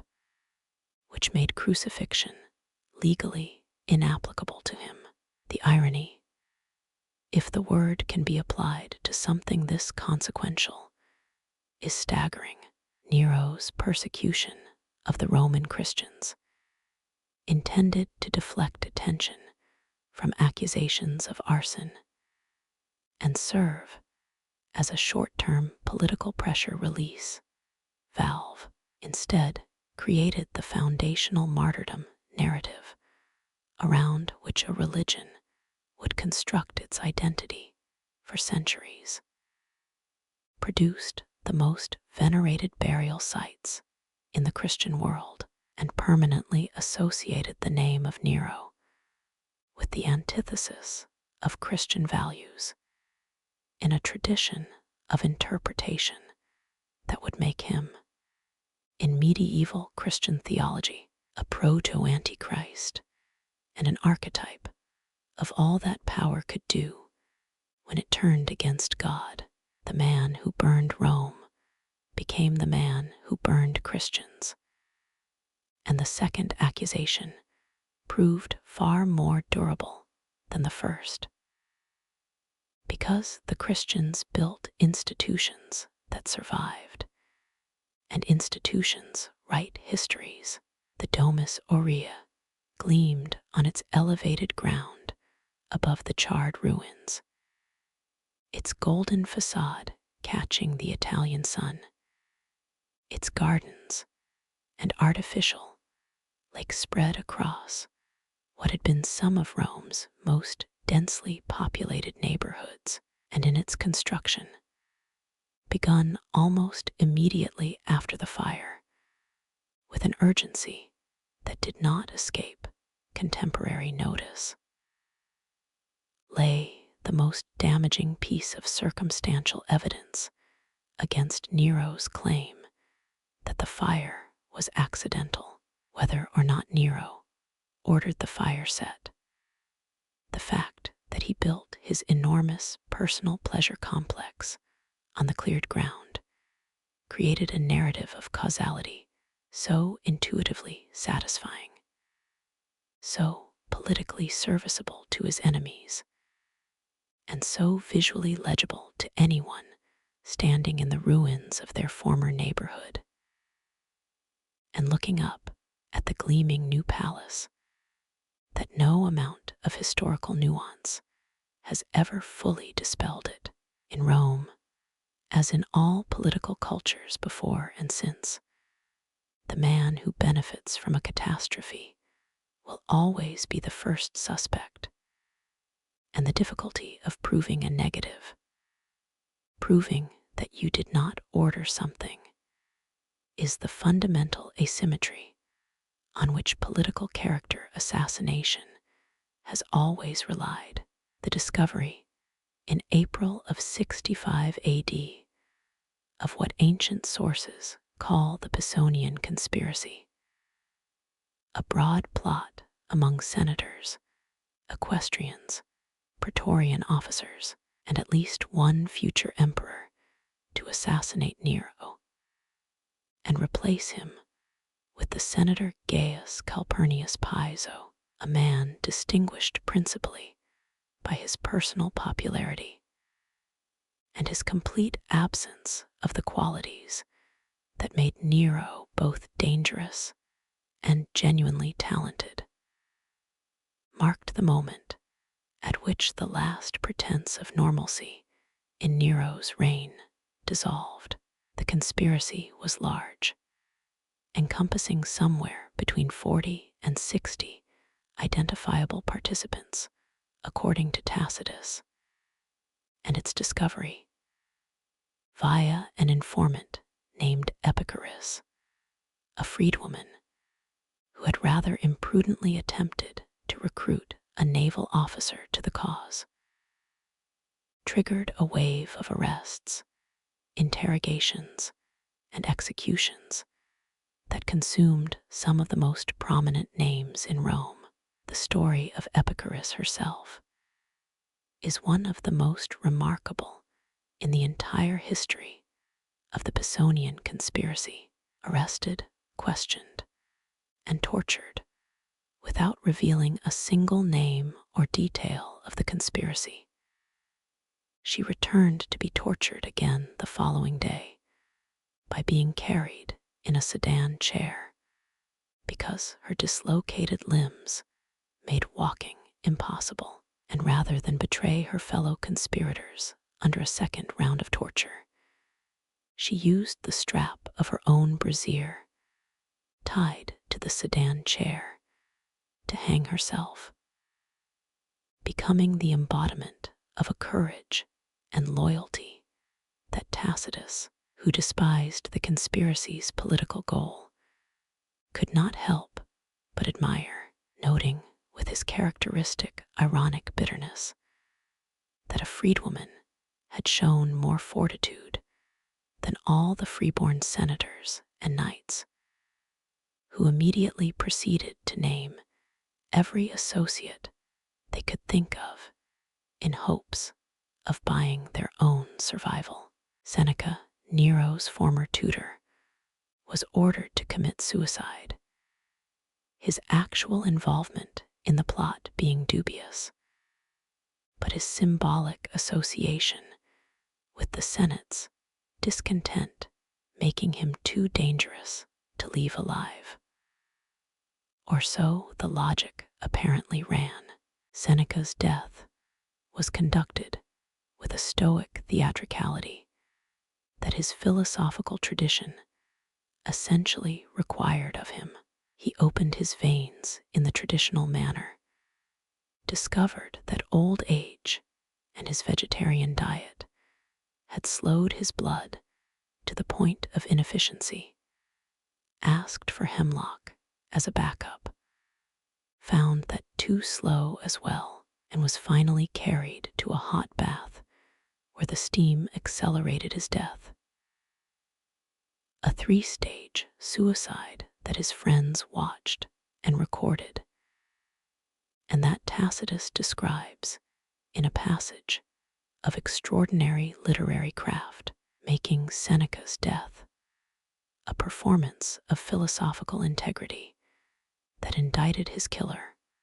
more effectively than any political accusation could have done. The poet Lucan,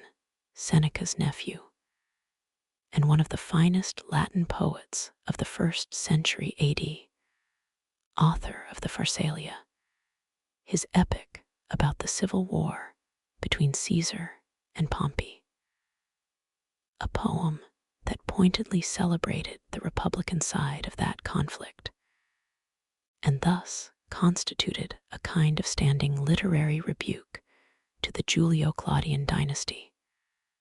was also forced to suicide. Lucan's death, by contrast,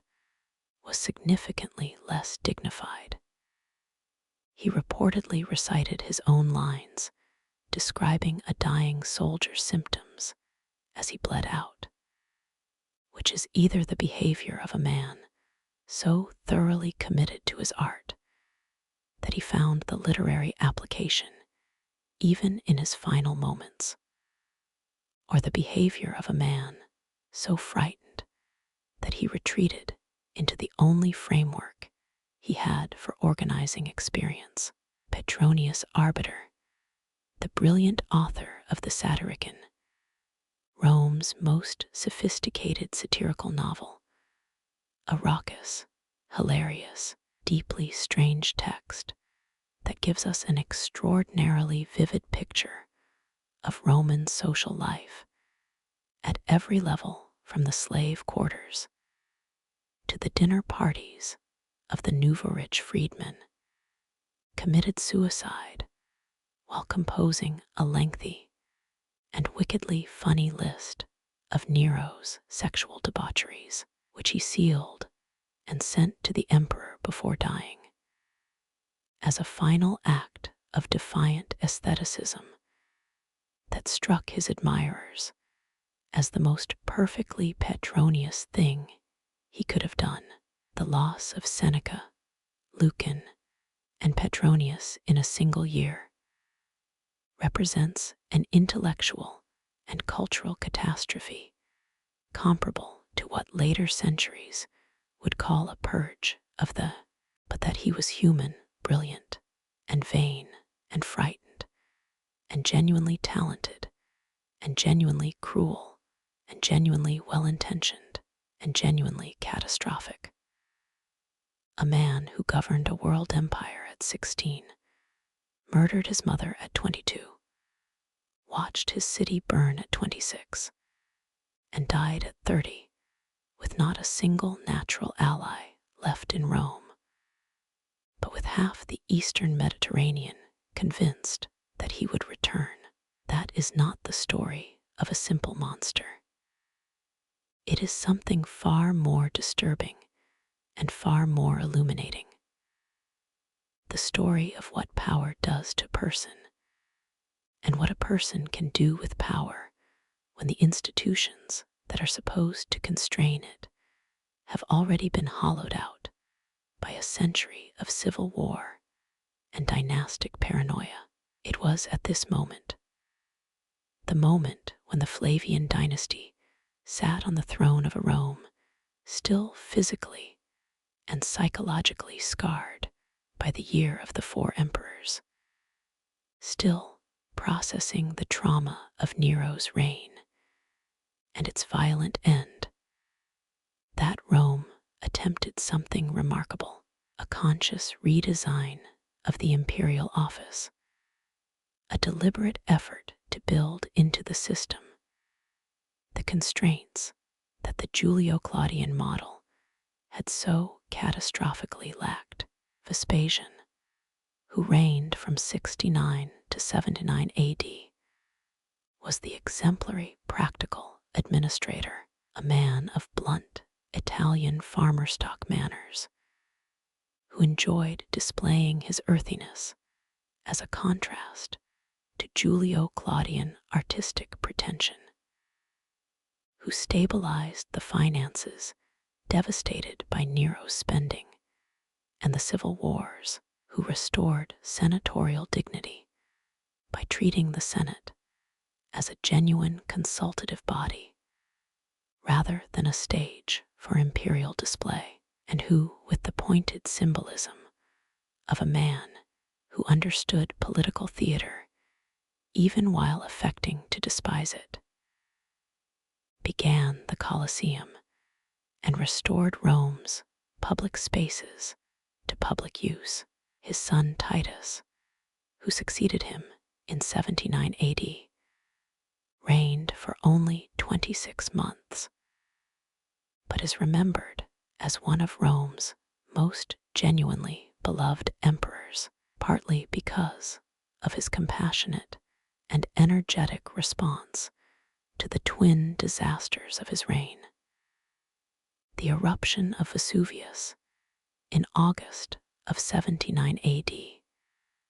which buried Pompeii, Herculaneum, and Stabiae, and killed tens of thousands in the single most catastrophic natural disaster in Italian recorded history, and the Great Fire of Rome in 80 AD, which proves that Rome was simply going to keep burning regardless of who was emperor, and which Titus handled with exactly the kind of generous, personally engaged relief effort for which Nero had received no credit whatsoever. The cultural achievement of the Flavian period was architecturally and intellectually concentrated. The Colosseum, completed under Titus in 80 AD, remains one of the most technically sophisticated structures from the ancient world. A freestanding elliptical amphitheater of concrete, travertine limestone, and brick capable of holding between 50,000 and 80,000 spectators, with a complex underground infrastructure. The hypogeum of cages, hoists, and trap doors that allowed the rapid introduction of animals and gladiators into the arena from below, and a retractable awning system, the velarium, suspended from masts around the rim and operated by a crew of sailors from the nearby naval base at Misenum to shade the crowd from the Italian sun. That sailors were employed to operate the awning of a gladiatorial arena gives some measure of the organizational scale of Roman imperial spectacle. The intellectual achievement of the Flavian period was, paradoxically, the production of the literary tradition that most thoroughly condemned the Flavian's predecessors. It was under Domitian, Vespasian's younger son, who succeeded Titus and reigned from 81 to 96 AD with an increasing political paranoia that eventually produced his own round of senatorial terror, that the writers who shaped Roman historical memory were educated and began their careers learning in Domitian's shadow the uses of careful retrospective critique. Tacitus, Pliny the Younger, Juvenal, Martial. The voices that define our image of the 1st century AD were all formed under Domitian, and all writing in the reaction against him. However, it was the solution to the Domitian problem that produced the most interesting political innovation of the Roman imperial period: the institution of adoptive succession. When Domitian was assassinated in 96 AD by a palace conspiracy that included his own wife, the elderly Senator Marcus Cocceius Nerva was elevated to the throne by the Senate, the one time in Roman history when the Senate effectively chose an emperor, and Nerva, recognizing both his age and the need to establish a viable succession before the armies decided for him, adopted the highly regarded Spanish-born general Marcus Ulpius Traianus as his son and successor in 97 AD. Trajan, who succeeded Nerva in 98 AD and reigned until 117 AD, was the first emperor born outside Italy, and his reign represented both the territorial zenith and the cultural golden age of the Roman Empire. He conquered Dacia in 100, and won 102 and 100, and 106 AD, establishing Rome's only significant province north of the Danube, and launched the last great Roman conquest, the annexation of Mesopotamia and the creation of the province of Arabia Petrea, extending the empire to its greatest ever territorial extent. His cultural legacy is embodied most dramatically in Trajan's Column, erected in his forum in 113 AD to celebrate the Dacian victories, a continuous spiral narrative of relief sculpture, 30 meters high, depicting the entire arc of the Dacian campaigns in extraordinary visual detail. 25 individual figures carved into marble with a documentary precision that has allowed modern scholars to reconstruct Roman military equipment, tactics, and logistics with remarkable accuracy. It was also under Trajan that the younger Pliny served as a provincial governor in Bithynia Pontus and wrote the famous letter asking Trajan how to handle the Christians, revealing in his question that by 112 AD, the Christian community was large enough and visible enough that provincial governors needed imperial guidance on the matter, and that the legal framework for persecuting them was sufficiently ambiguous that even a careful administrator like Pliny was uncertain how to proceed. Trajan adopted Publius Aelius Hadrian, who succeeded him in 117 AD, and immediately did something extraordinary. He abandoned Trajan's Mesopotamian conquests, withdrawing Roman forces to the Euphrates on the grounds that the new provinces were militarily indefensible and strategically counterproductive. A decision that the Roman military establishment viewed with barely concealed fury, but that modern strategic analysts have generally endorsed as the correct call. Hadrian spent half his reign traveling the empire. He is the most traveled emperor in Roman history, visiting nearly every province during his 21-year reign,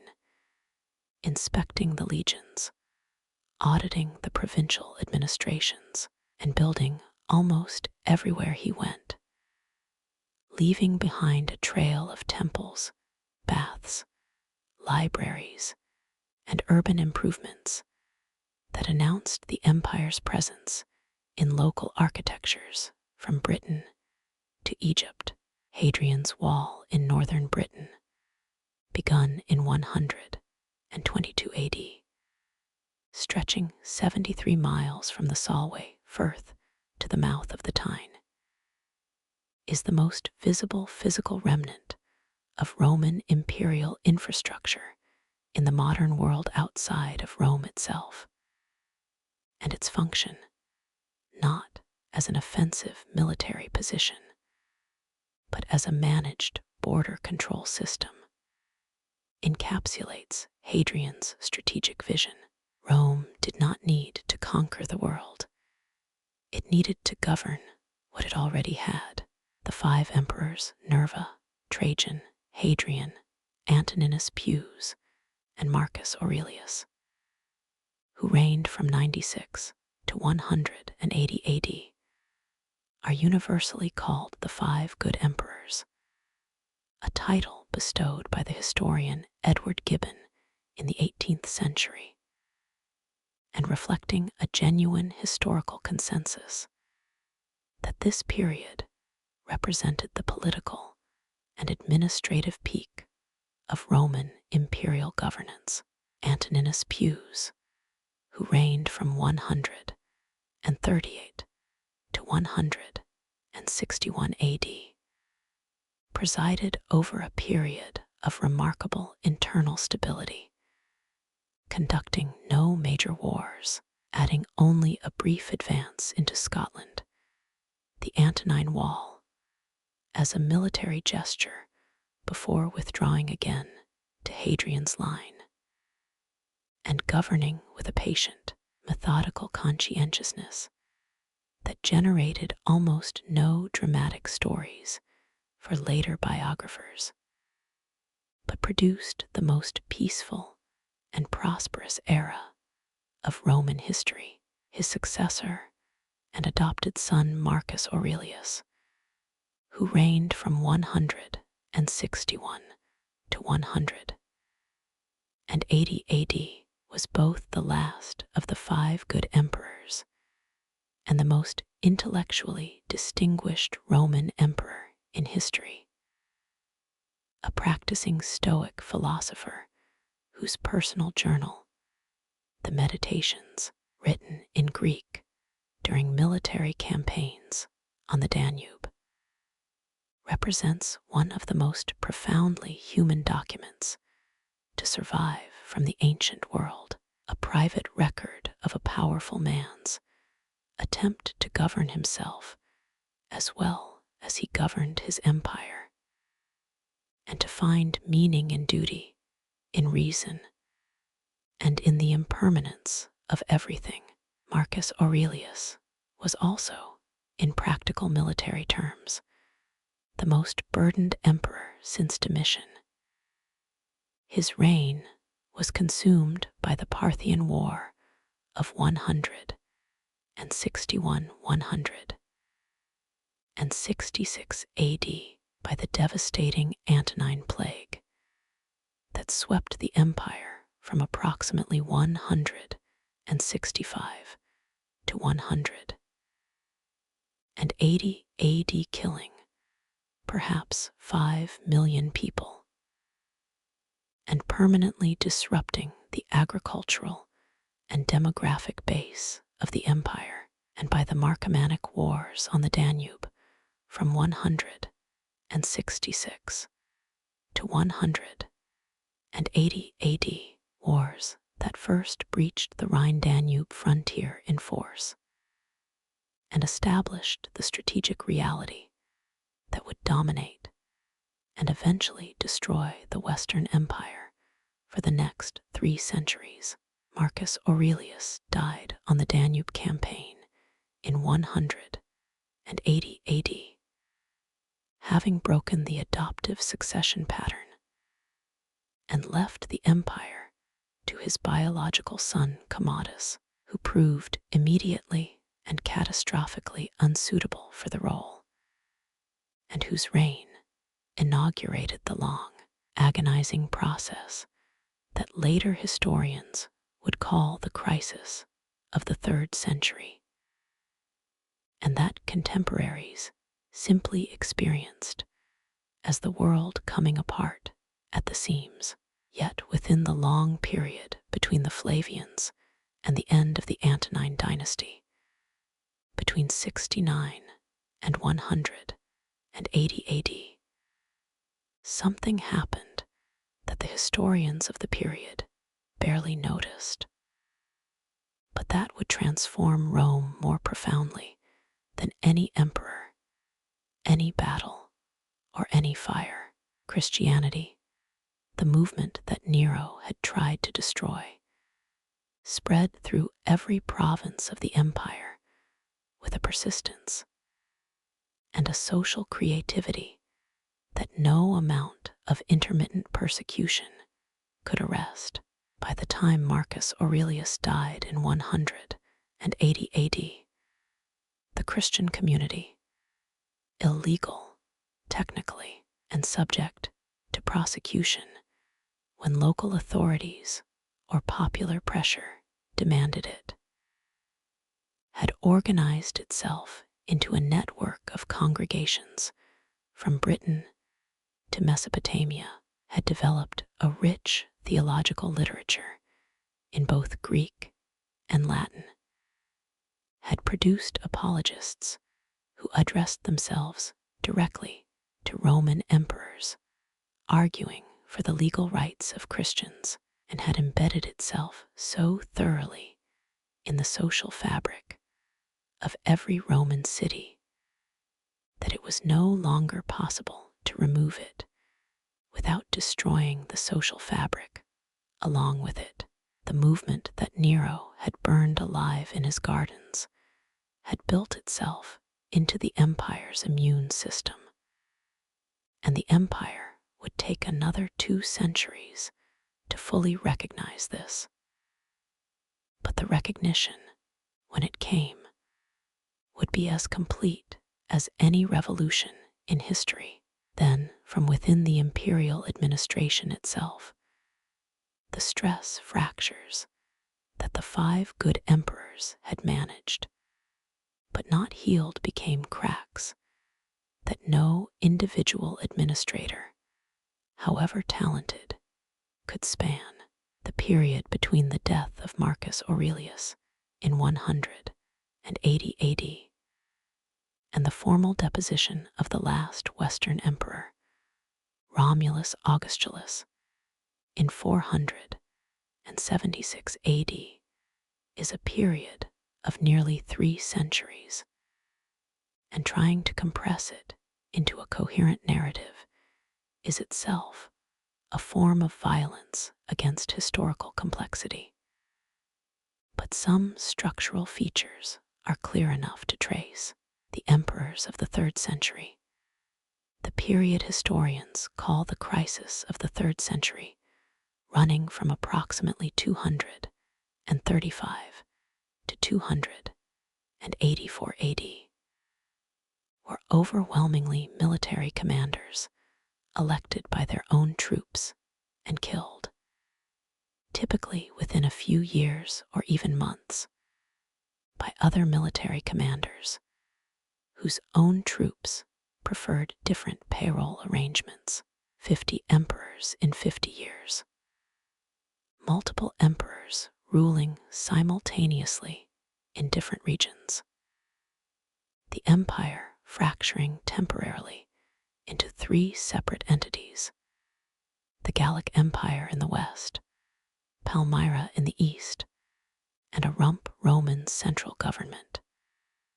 before being forcibly reunified by Aurelian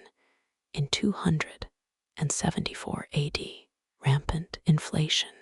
destroying the economy. The plague, recurring in multiple waves, emptying the agricultural countryside and destabilizing the urban food supply. The armies recruited increasingly from Germanic and other non-Roman frontier peoples, whose loyalty to the empire was pragmatic rather than emotional, and who could be transferred just as easily to a barbarian king as to a Roman emperor if the payment differential justified it. Rome was being administered from an ever-growing distance from Rome itself. Emperors increasingly resided at Milan or Sirmium, closer to the military fronts, and the city of Rome itself became less a center of power than a symbol of a power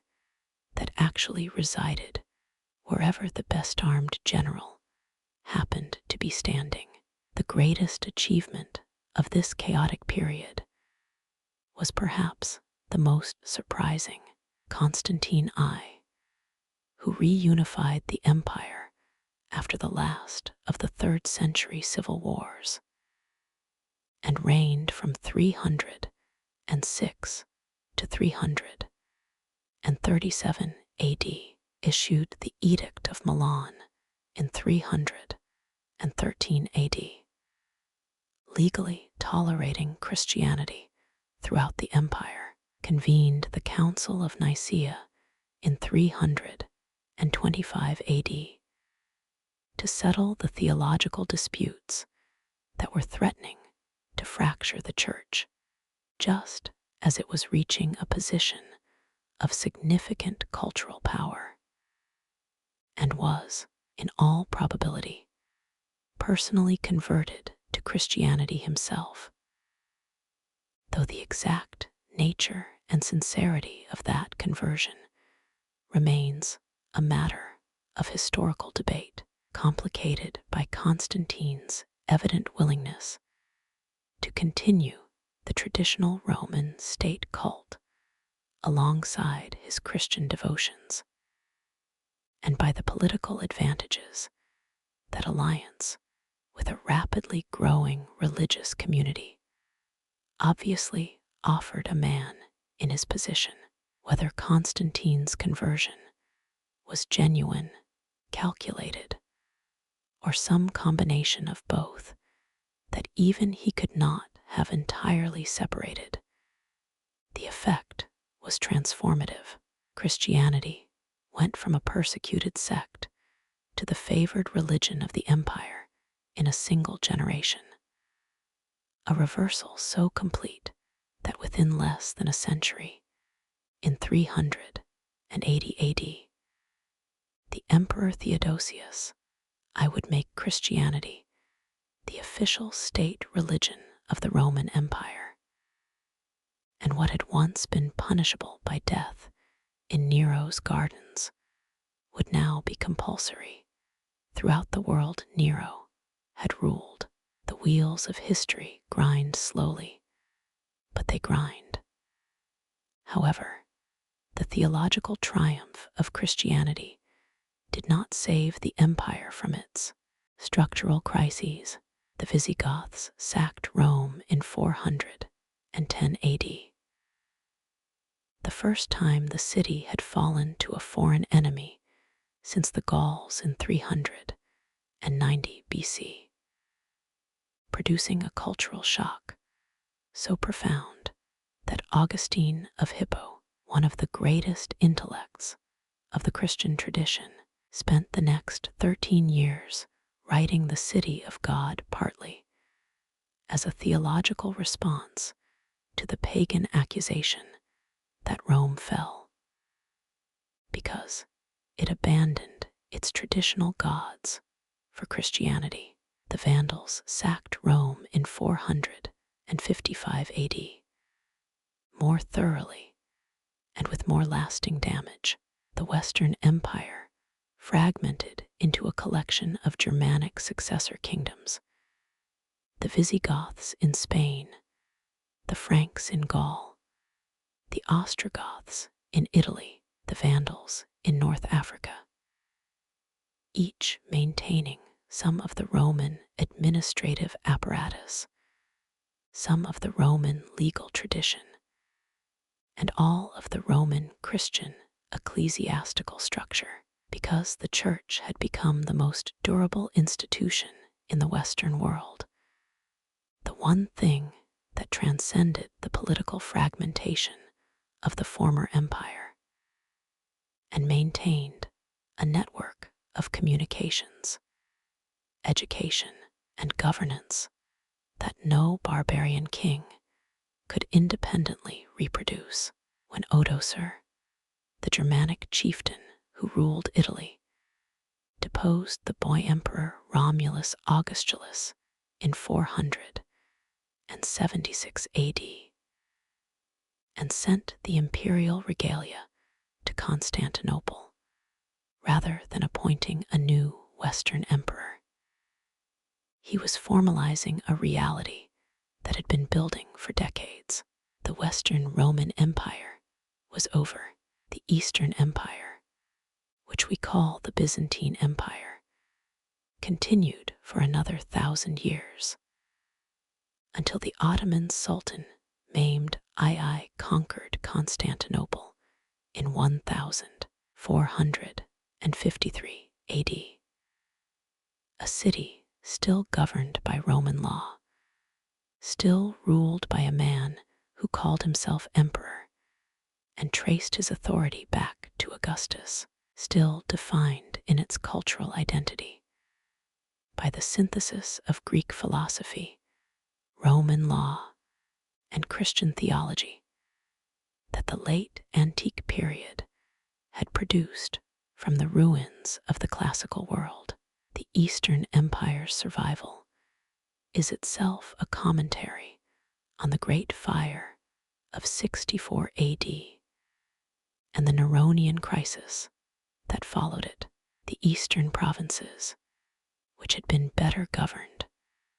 more economically productive, and less dependent on the specific political culture of the Roman senatorial class, proved more resilient in the long crisis of late antiquity than the West, where the senatorial aristocracy's selfishness, its tax evasion, its privatization of public armies into personal retinues, and its inability to fund the military defense of the empire's borders ultimately contributed, as much to the fall of Rome as any barbarian invasion. Nero, who had extended citizenship and administrative energy to the provinces, who had genuinely engaged with Greek culture rather than merely patronizing it, who had been more interested in his empire's cultural coherence than in the Senate's dynastic dignity, might have recognized something in the Eastern survival that his enemies, with their narrow aristocratic horizons, never could. With the fall of the Western Empire and the transformation of Rome from imperial capital to papal see, the memory of Nero underwent one of the most thoroughgoing reinterpretations in intellectual history. To the medieval Christian tradition, Nero was not primarily a failed emperor or a political victim of senatorial hostility. He was the first persecutor of Christians, the man who had burned Peter and Paul,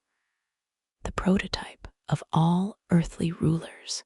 who set themselves against God. The Book of Revelation, written in the late 1st century AD in the context of either Neronian or Domitianic persecution, contains in its famous number of the beast 666 in most manuscripts, though some early texts read 616.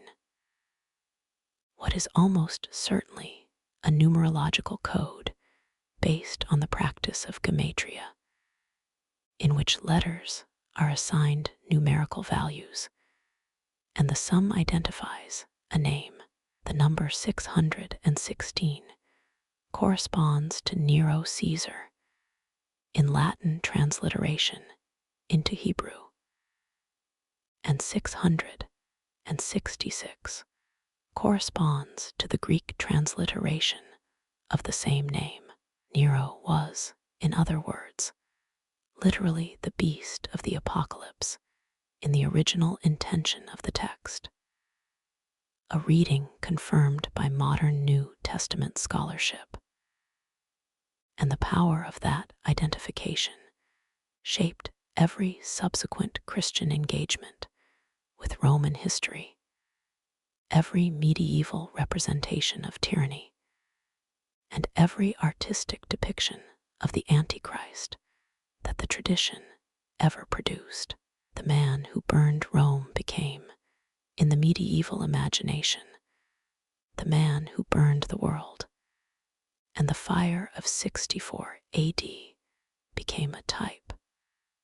a prefiguration of the final apocalyptic fire that would end history. This is mythology operating at its most structurally ambitious, and it is a measure of the psychological power of the original event. Real fire, real deaths, real political catastrophe, that it could sustain 2,000 years of symbolic weight without collapsing under the strain. The physical ruins of Nero's Rome survived the medieval period in various states of preservation and exploitation. The Colosseum, which Vespasian built partly to erase Nero's memory, was used as a quarry for building materials throughout the medieval period, stripped of much of its marble facing and iron clamps, converted into a fortress by the Frangipani family, and venerated as a sacred site associated with Christian martyrdom, that, ironically, made it one of the more carefully preserved ancient structures in Rome, precisely because its association with Christian suffering protected it from complete demolition. The Domus Aurea, Nero's golden house, was stripped of its marble and bronze within a generation of his death. Vespasian began the process. Trajan completed it by filling the rooms with earth and building his own baths on top. Buried under the baths of Trajan on the Esquiline Hill, forgotten and then rediscovered in the 1480s when someone fell through the ceiling of a corridor and found themselves in a painted room so extraordinary that word spread through the artistic community of Rome like. The comparison is unavoidable. Fire, the artists of the high Renaissance, who descended into those underground chambers on ropes and torches, including Raphael, Michelangelo, Giovanni de Udine, and Pinturicchio, were looking at the original decorative program of Nero's pleasure palace, largely intact. Its painted grotesques, mythological scenes, and architectural fantasies, as vivid as they had been 1,500 years before, in the summer of 64 AD. The influence of Neronian interior decoration on Renaissance and subsequent European art and architecture is incalculable. The decorative vocabulary of ancient Rome, transmitted through Nero's buried rooms, became one of the founding vocabularies of modern European visual culture, which means that the man history remembers as a destroyer was also, unwillingly and posthumously, a preserver and transmitter of aesthetic traditions that shaped our world. The specific question of who started the Great Fire of Rome generated a small but persistent scholarly literature throughout the medieval and Renaissance periods, mostly conducted through the prism of the classical sources. Tacitus, Suetonius, Cassius Dio, that educated Europeans had access to, as manuscript copies were recovered, copied, and eventually printed. The rediscovery of Tacitus's Annals in the late 15th century, preserved in a single manuscript tradition, almost lost multiple times and available in complete form only from the 11th century onward, was a major event in Renaissance historical consciousness, because Tacitus's nuanced treatment of Nero, which simultaneously condemned him and acknowledged the complexity of the evidence, gave scholars a framework more sophisticated than the purely demonological approach of the Christian tradition. The debate about Nero's guilt or innocence in the fire was already recognizable as a historical controversy in the Renaissance, not fundamentally different in structure from the controversy as we conduct it today,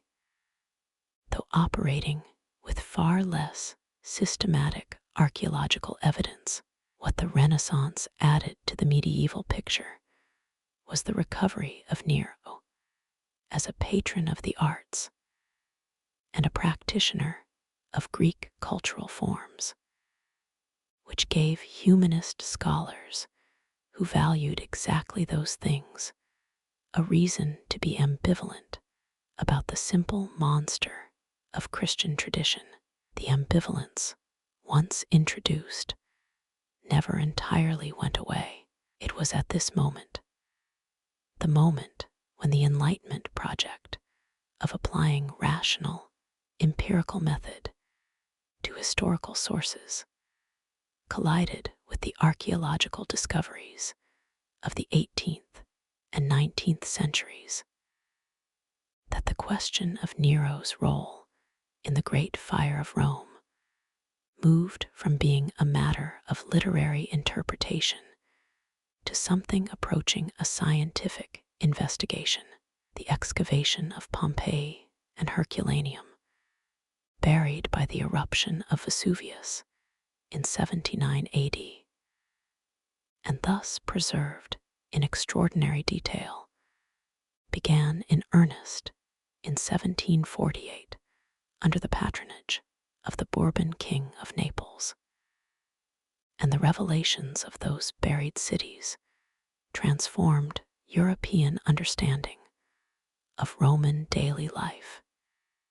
in ways that no amount of classical text could have achieved. Here was Rome not as its senators described it in retrospect, but as it actually was in the 1st century AD. The houses, the shops, the street graffiti, the household objects, the bodies of the people who died in the eruption, preserved in volcanic ash with a fidelity that no historian could match. The physical evidence of Pompeii and Herculaneum was not directly relevant to the Great Fire of Rome, which occurred 15 years before the eruption, but it provided the contextual framework for understanding the material reality of the fire in ways that reshaped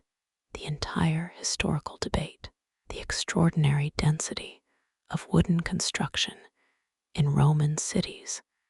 that the excavations revealed, the evidence of multiple previous fires in the building layers beneath 79 AD Pompeii, the physical evidence of the narrow street plans that made lateral fire spread essentially automatic. All of this archaeological context made the hypothesis of accidental fire in Rome in 64 AD far more plausible than the literary sources focused on dramatic personalities and political blame had made it seem. The modern archaeological investigation of Rome itself, constrained by the obvious impossibility of excavating a city that 3 million people are still living in, but advancing incrementally through building projects, sewer repairs, and targeted digs, has added important physical data to the debate. The excavation of parts of the Domus Aurea in the 19th and 20th centuries, the investigation of the building layers beneath the Colosseum and the surrounding districts, and the systematic study of Roman building techniques and fire behavior have collectively moved the mainstream historical consensus in a direction that the ancient sources' dramatic narratives would not have predicted, toward the conclusion that the Great Fire of Rome was almost certainly accidental in origin, driven by the structural conditions of the city, and that Nero's guilt is a product of political calculation and literary construction, rather than of genuine historical evidence. This does not mean the consensus is unanimous. Serious historians continue to argue for deliberate arson, and the circumstantial case, based on the Domus Aurea's convenient location, retains some force. But the weight of current scholarship places the burden of proof firmly on those who wish to maintain the traditional verdict. The reign of Nero has attracted an extraordinary amount of modern scholarly and popular attention, partly because his story is genuinely interesting, and partly because it maps so readily onto modern anxieties about media manipulation, political character assassination, and the uses of catastrophe The questions that Nero's case raises about the reliability of sources written by political enemies, about the difference between political incompetence and personal wickedness, about who gets to define a historical villain, and why, are not merely antiquarian concerns. They are the methodological questions at the heart of all historical thinking. And Nero's case makes them unusually vivid because the stakes of the accusations were so high: treason, mass murder, the burning of a civilization.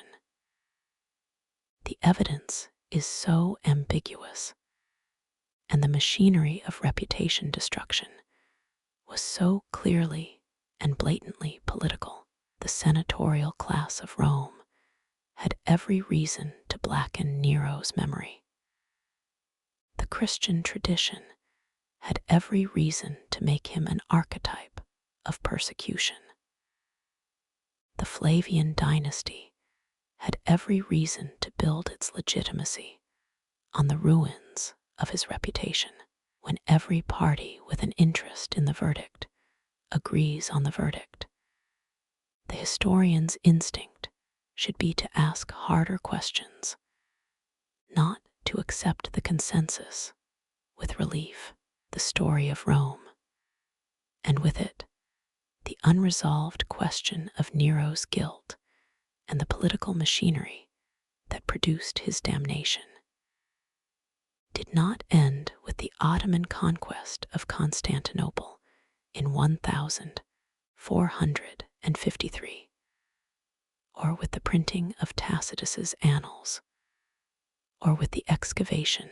of the Domus Aurea. It continued in forms that the ancient Romans would have found simultaneously recognizable and alien. Through the European colonial empires of the 18th and 19th centuries, which explicitly modeled themselves on Rome in their architecture, their administrative structures, their legal traditions, and their imperial self-justifications, and which equally explicitly adopted Rome's habit of writing histories that served the interests of the powerful and silenced the perspectives of the conquered. The British Empire, at its Victorian peak, was described by its own administrators and intellectuals in Roman terms. The Pax Britannica deliberately echoing the Pax Romana, and the same architectural vocabulary that Augustus had used to make Rome look like the eternal capital of the world was deployed in New Delhi, in Nairobi, in Lagos,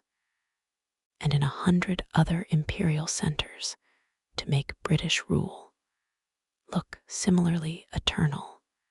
similarly inevitable, and similarly disconnected from the political choices that had actually produced it. Napoleon Bonaparte, who crowned himself emperor in 1804 in a ceremony dripping with Roman symbolism, built triumphal arches on the Parisian model, organized his army on the Roman legion model, and was described in the propaganda of his regime in terms so overtly Augustan that the comparison was a political statement rather than a classical allusion. The 20th century engaged with Rome's legacy most brutally in the person of Benito Mussolini, who founded the Italian fascist state in 1922 on an explicit ideology of Roman revival, used the fasces, the bundle of rods surrounding an axe that were the ancient Roman symbol of magisterial authority, as the defining symbol of his movement, began an enormous archaeological program in Rome that demolished medieval and Renaissance buildings on the Capitoline and Palatine hills to expose the ancient ruins beneath, built the Via dell'Impero, now the Via dei Fori Imperiali, by cutting straight through ancient forums to create a monumental processional avenue from the Colosseum to the Piazza Venezia, and dreamed explicitly of a Mediterranean empire that would restore Rome's ancient dominion over what he called Mare Nostrum. R.C. Mussolini's engagement with Roman archaeology was not innocent scholarship. It was a political program designed to naturalize fascist rule by embedding it in the apparent continuity of 2,000 years of Italian civilization, to make the Duce look like a Caesar by literally building his office in the shadow of the Forum Romanum. The excavations he funded exposed, among other things, sections of the Domus Aurea, Nero's golden house built on the ashes of the Great Fire, and the political irony of a 20th century authoritarian using Nero's palace as evidence of Italian civilizational greatness would be more amusing if it were not embedded in a regime that murdered political opponents, colonized Libya and Ethiopia, and eventually allied itself with Adolf Hitler. The post-World War II decades produced a wave of serious historical scholarship on the Julio-Claudian period that, free from the explicit ideological pressures of both Victorian imperialism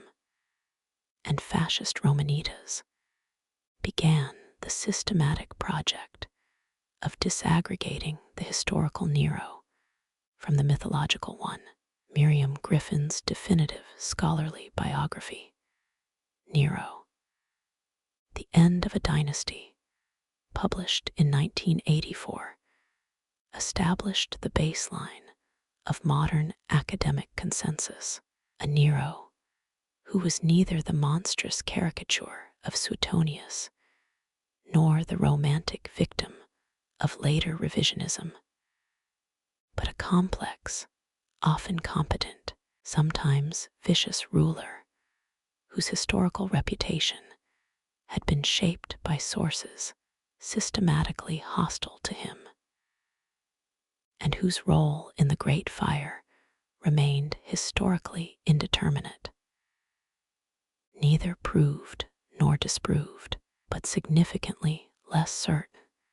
than the popular tradition suggested. The major Nero exhibition mounted by the Rheinisches Landesmuseum in Trier and subsequently shown in Rome in 2016 brought physical artifacts, archaeological findings, and current scholarly interpretation together for the first time in a format accessible to a wide public, and explicitly challenged the traditional negative assessment, provoking, in Italy, a minor public controversy about whether rehabilitating Nero was an appropriate exercise for a publicly funded cultural institution, which is itself evidence that the question of his guilt or innocence has never lost its political charge. In the second decade of the 21st century, the ongoing excavation of the Domus Aurea, now a tourist attraction open to the public on weekends, the concrete shell of Trajan's baths above it still sitting heavily on the buried remains of Nero's rooms, has yielded new evidence about the construction techniques and decorative programs of the palace, evidence that continues to complicate both the simple picture of Neronian excess and the straightforward story of Flavian erasure. The palace was not simply demolished. It was preserved, filled with earth, and built over a curiously respectful treatment of a condemned emperor's monument that suggests the Flavians, who were happy to appropriate the land for the Colosseum and the baths of Trajan, were less comfortable with total erasure than with architectural colonization. The ruins of Nero's buried dining rooms, with their sophisticated concrete vaulting, their painted grotesques, and their mechanical devices for theatrical dining effects, are evidence of a technical and artistic ambition that the simple tyrant who burned Rome narrative cannot contain. A man building those rooms was thinking about beauty, about pleasure, about the relationship between architecture and human experience, about what it might mean to live well rather than merely to rule effectively, that he was doing it on confiscated and disaster-cleared land, with resources extorted from the provinces, surrounded by a court of flatterers and informers, in an increasingly desperate political situation. All of this is also true, and none of it cancels the other. Both things were Nero, and the inability to hold both things in mind simultaneously is why history keeps getting him wrong. The question that this documentary began with whether Nero was a calculated arsonist or a convenient scapegoat has no clean answer, and that is the honest conclusion that 2,000 years of historical investigation have produced. The fire was probably accidental. The political exploitation of the fire's aftermath, the persecution of Christians, the construction of the Domus Aurea, the management of public perception and historical blame, was certainly calculated, though calculated by multiple parties pursuing multiple agendas, not simply by Nero alone. The historical verdict of guilt was produced by a machinery of power. The Senate, the Flavian dynasty, the early Christian martyrology tradition, the literary conventions of ancient biography that had every interest in conviction and none in acquittal, and the verdict, once rendered, proved so dramatically satisfying, so perfectly calibrated to every human instinct about power and its abuses, that no amount of subsequent historical nuance has dislodged it from popular consciousness, which suggests something important about why we tell the stories we tell, not because they are true, but because they are useful, because they give us a shape for our fears, a name for what we are afraid power might do when left unchecked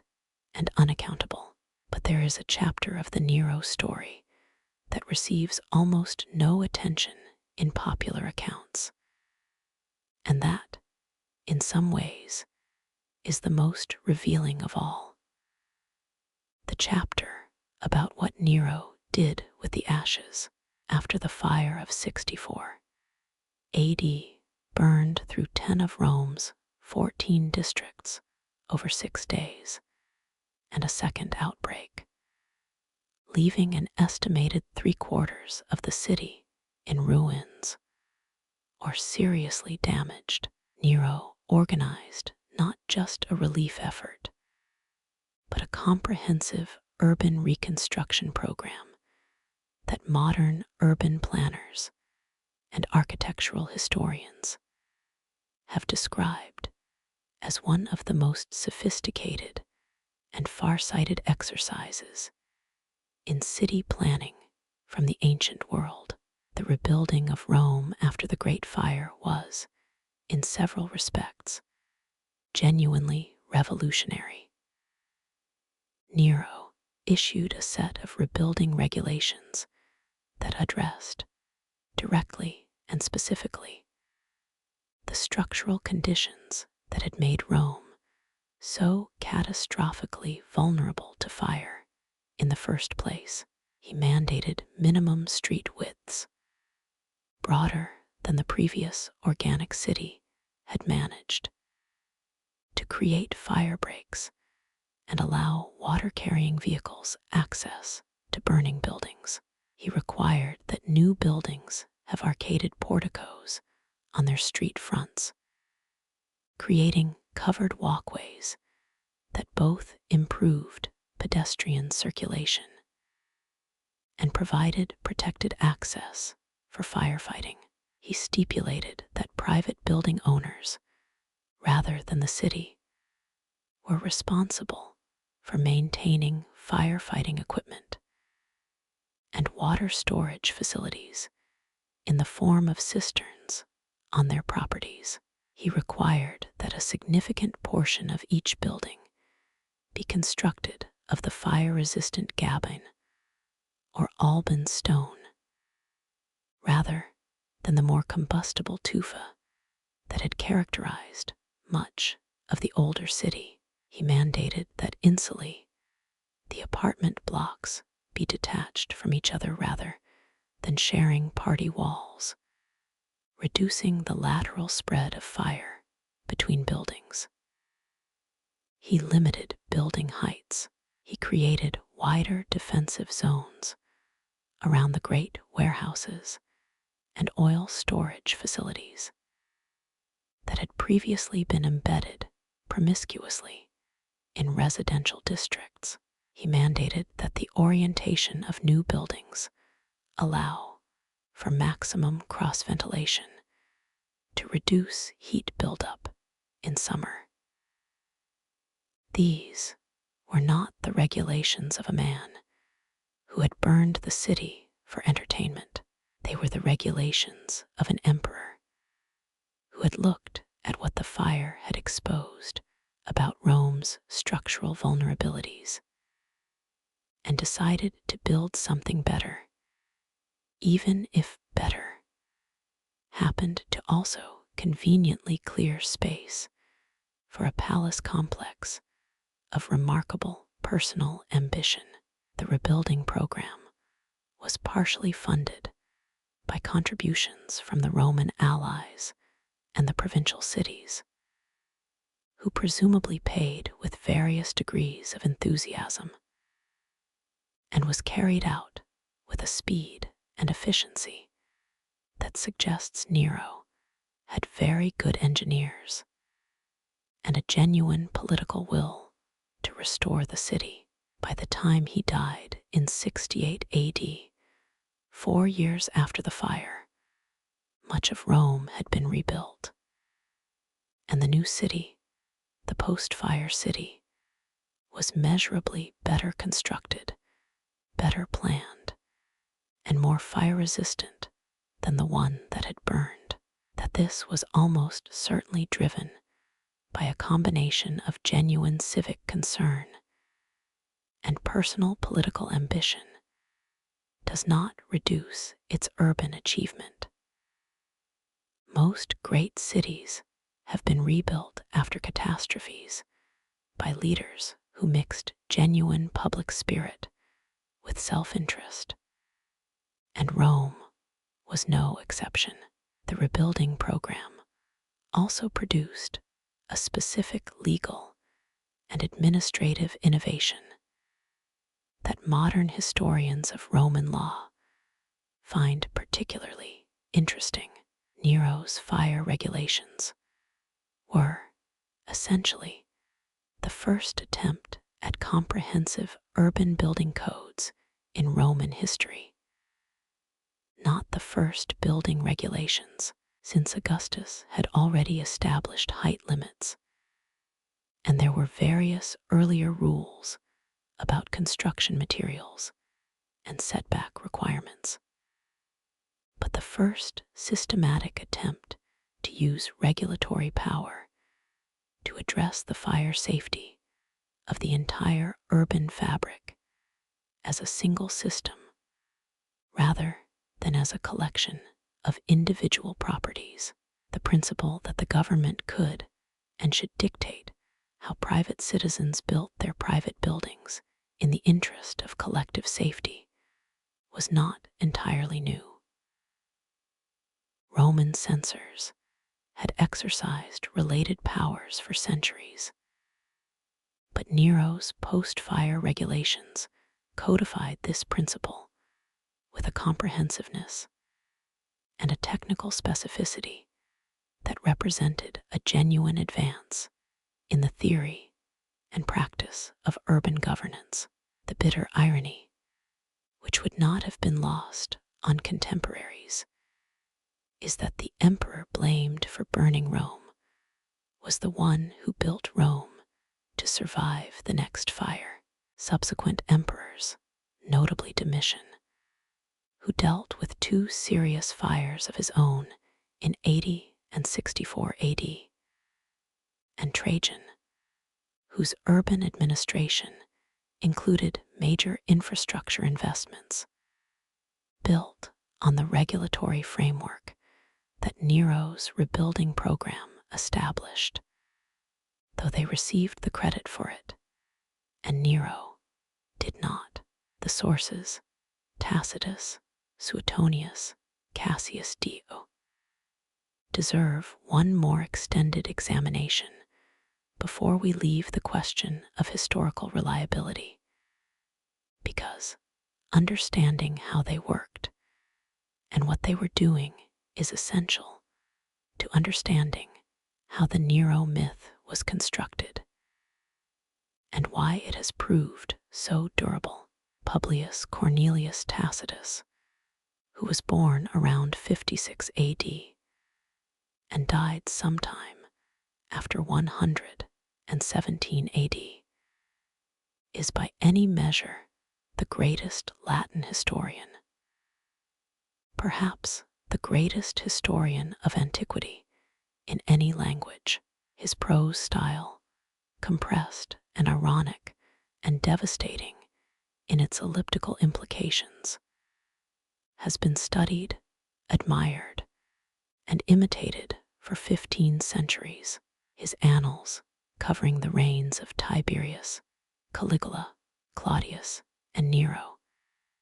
is both the primary ancient source for the period and a literary achievement of the first order, a text that reads simultaneously as history, as tragedy, and as a sustained political meditation on the corrupting effects of absolute power on everyone it touches, the ruled as much as the rulers. Tacitus was not stupid, and he was not simply a propagandist. He was a sophisticated analyst who knew perfectly well that his sources were imperfect, and who said so with unusual explicitness for an ancient historian, acknowledging in multiple passages that his information about specific events was uncertain, that different sources contradicted each other, and that the political climate of previous reigns had made honest reporting impossible, so that even the documentary record in the imperial archives was contaminated with the politically motivated reports of informers and the self-serving reconstructions of survivors. But Tacitus was also, and he would have been the first to acknowledge this if pressed, a product of his class, his time, and his political formation. He came of age in the reign of Domitian, the last of the Flavian emperors, and the one whose own political terror drove home, for the senatorial class, the specific ways in which absolute power corrupted governance. His political framework was shaped by the Trajanic restoration of senatorial dignity. Trajan was everything Domitian was not: accessible, militarily distinguished, respectful of the Senate, administratively excellent. And within that framework, the Julio-Claudian emperors represented a cautionary tale about what happened when the Principate, already constitutionally dangerous, fell into the wrong hands. Nero was the endpoint of that trajectory, the Julio-Claudian worst case, and Tacitus needed him to be that worst case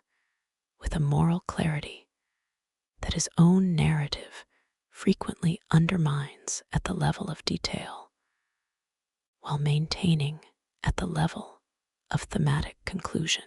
Reading Tacitus on Nero is like reading a prosecutor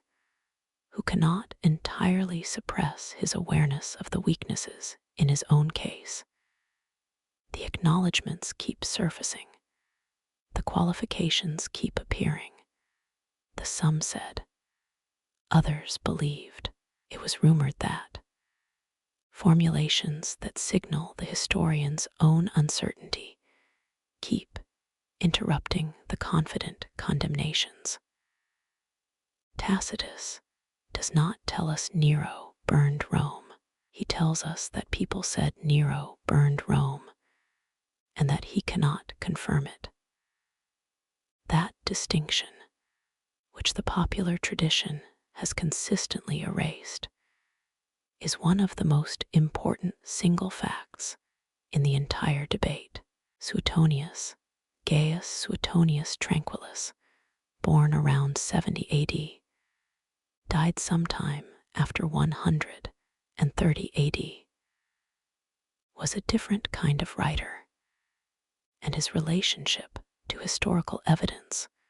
was correspondingly different. His Lives of the 12 Caesars, written in the reign of Hadrian, is organized not chronologically, but thematically, which tells you something important about his intentions. He is not trying to reconstruct the political history of Rome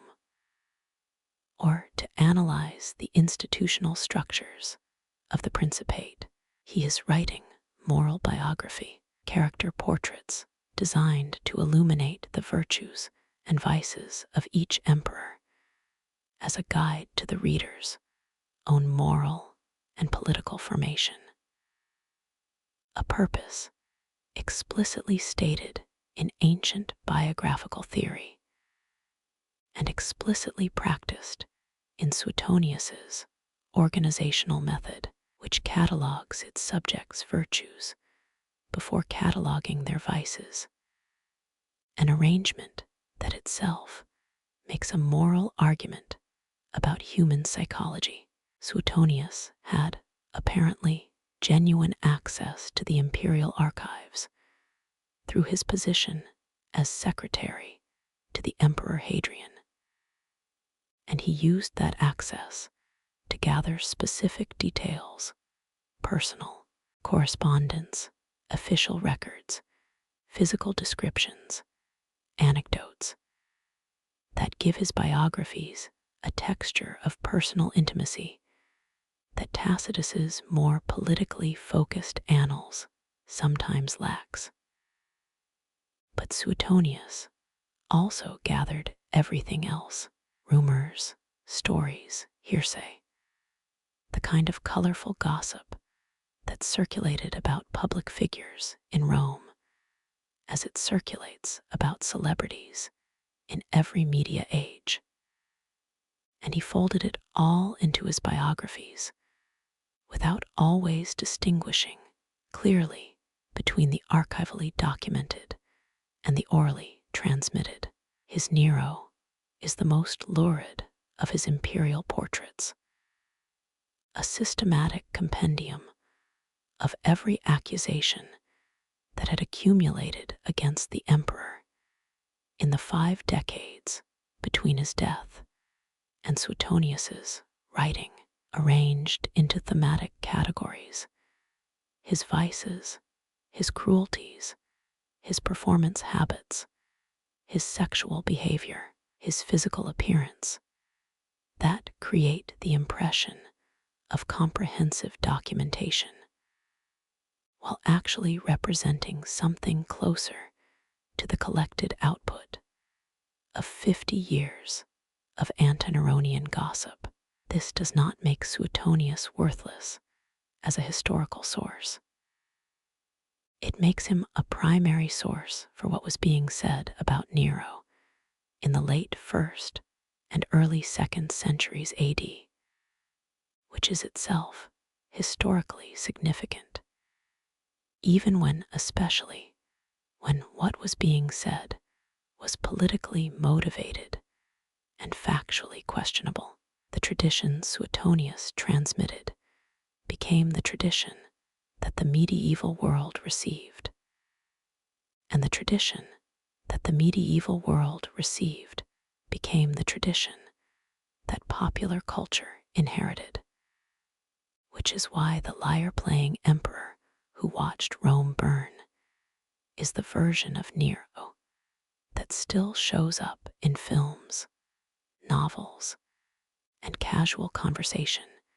2,000 years after his death. Cassius Dio,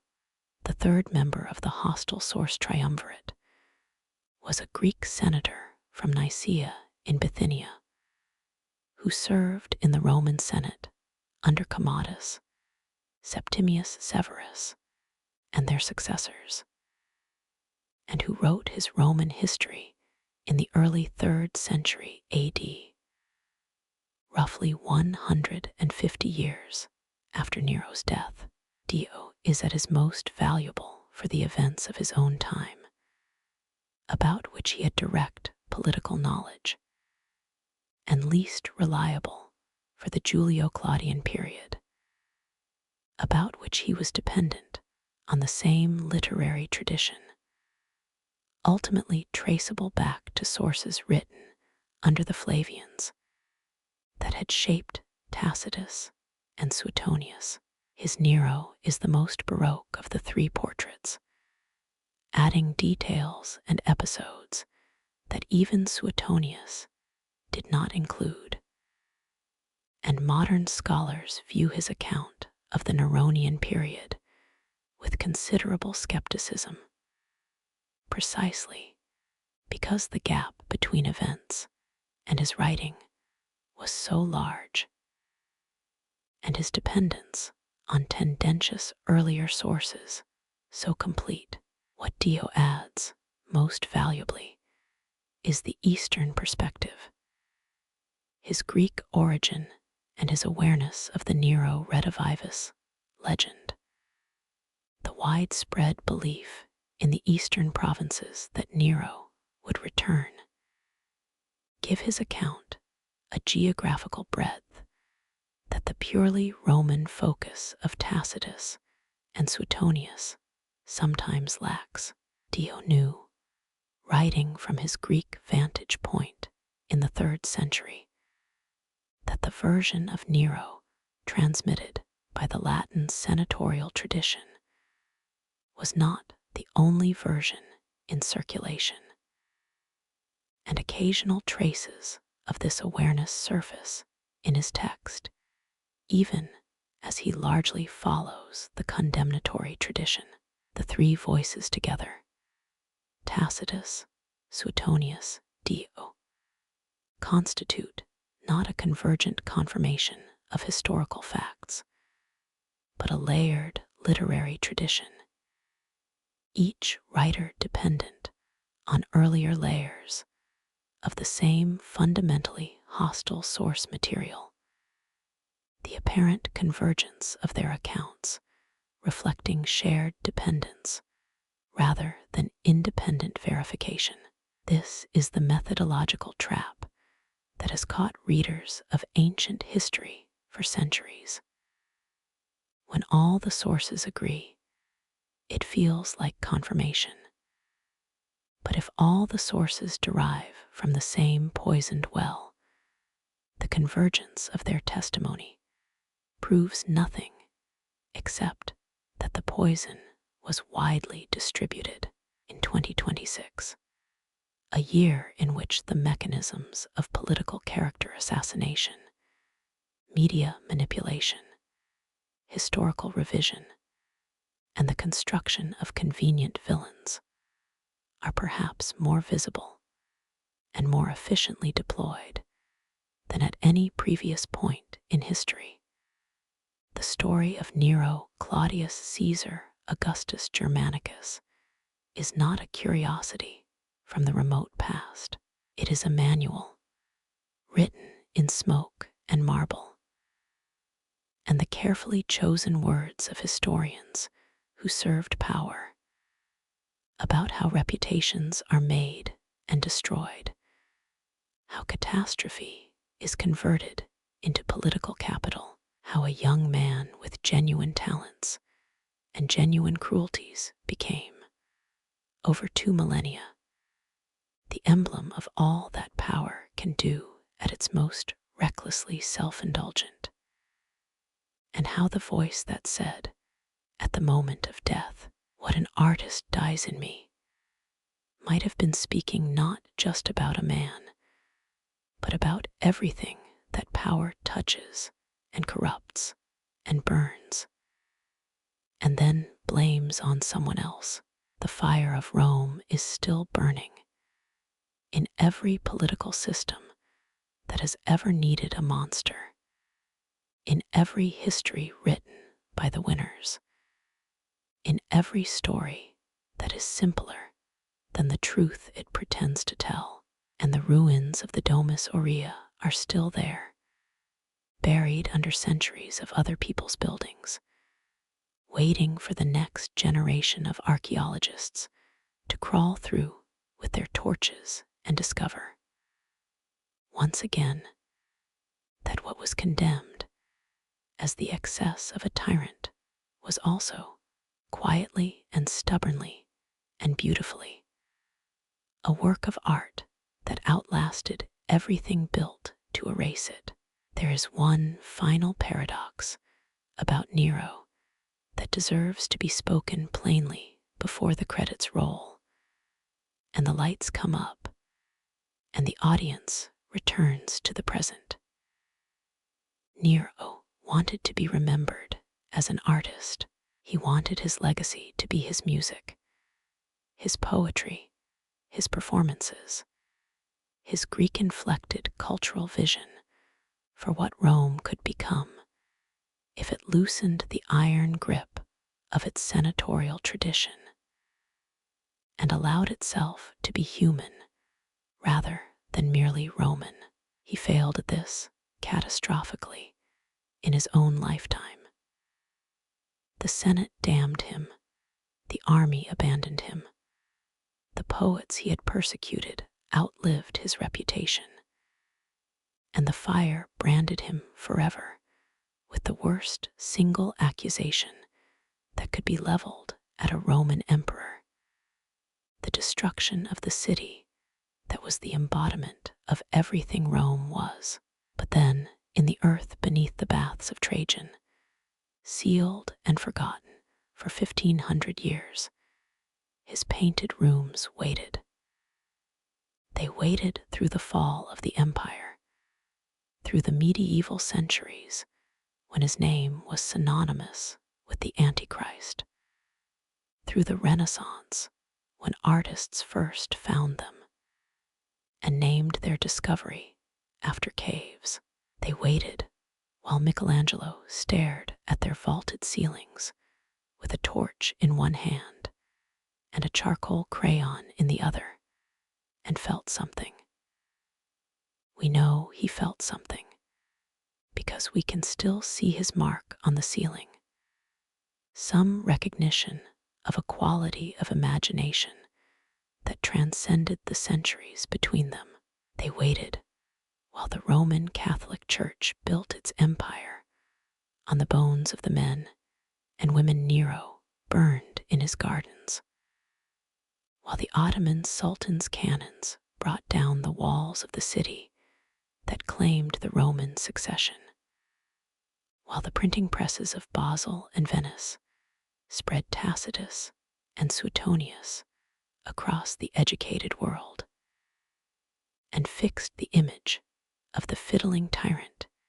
in 10,000 readers' minds. They waited while the archaeologists came, and the art historians came, and the conservation specialists came with their digital cameras and their X-ray fluorescence analyzers and their ground-penetrating radar, and they are waiting still. Those rooms, as this documentary is made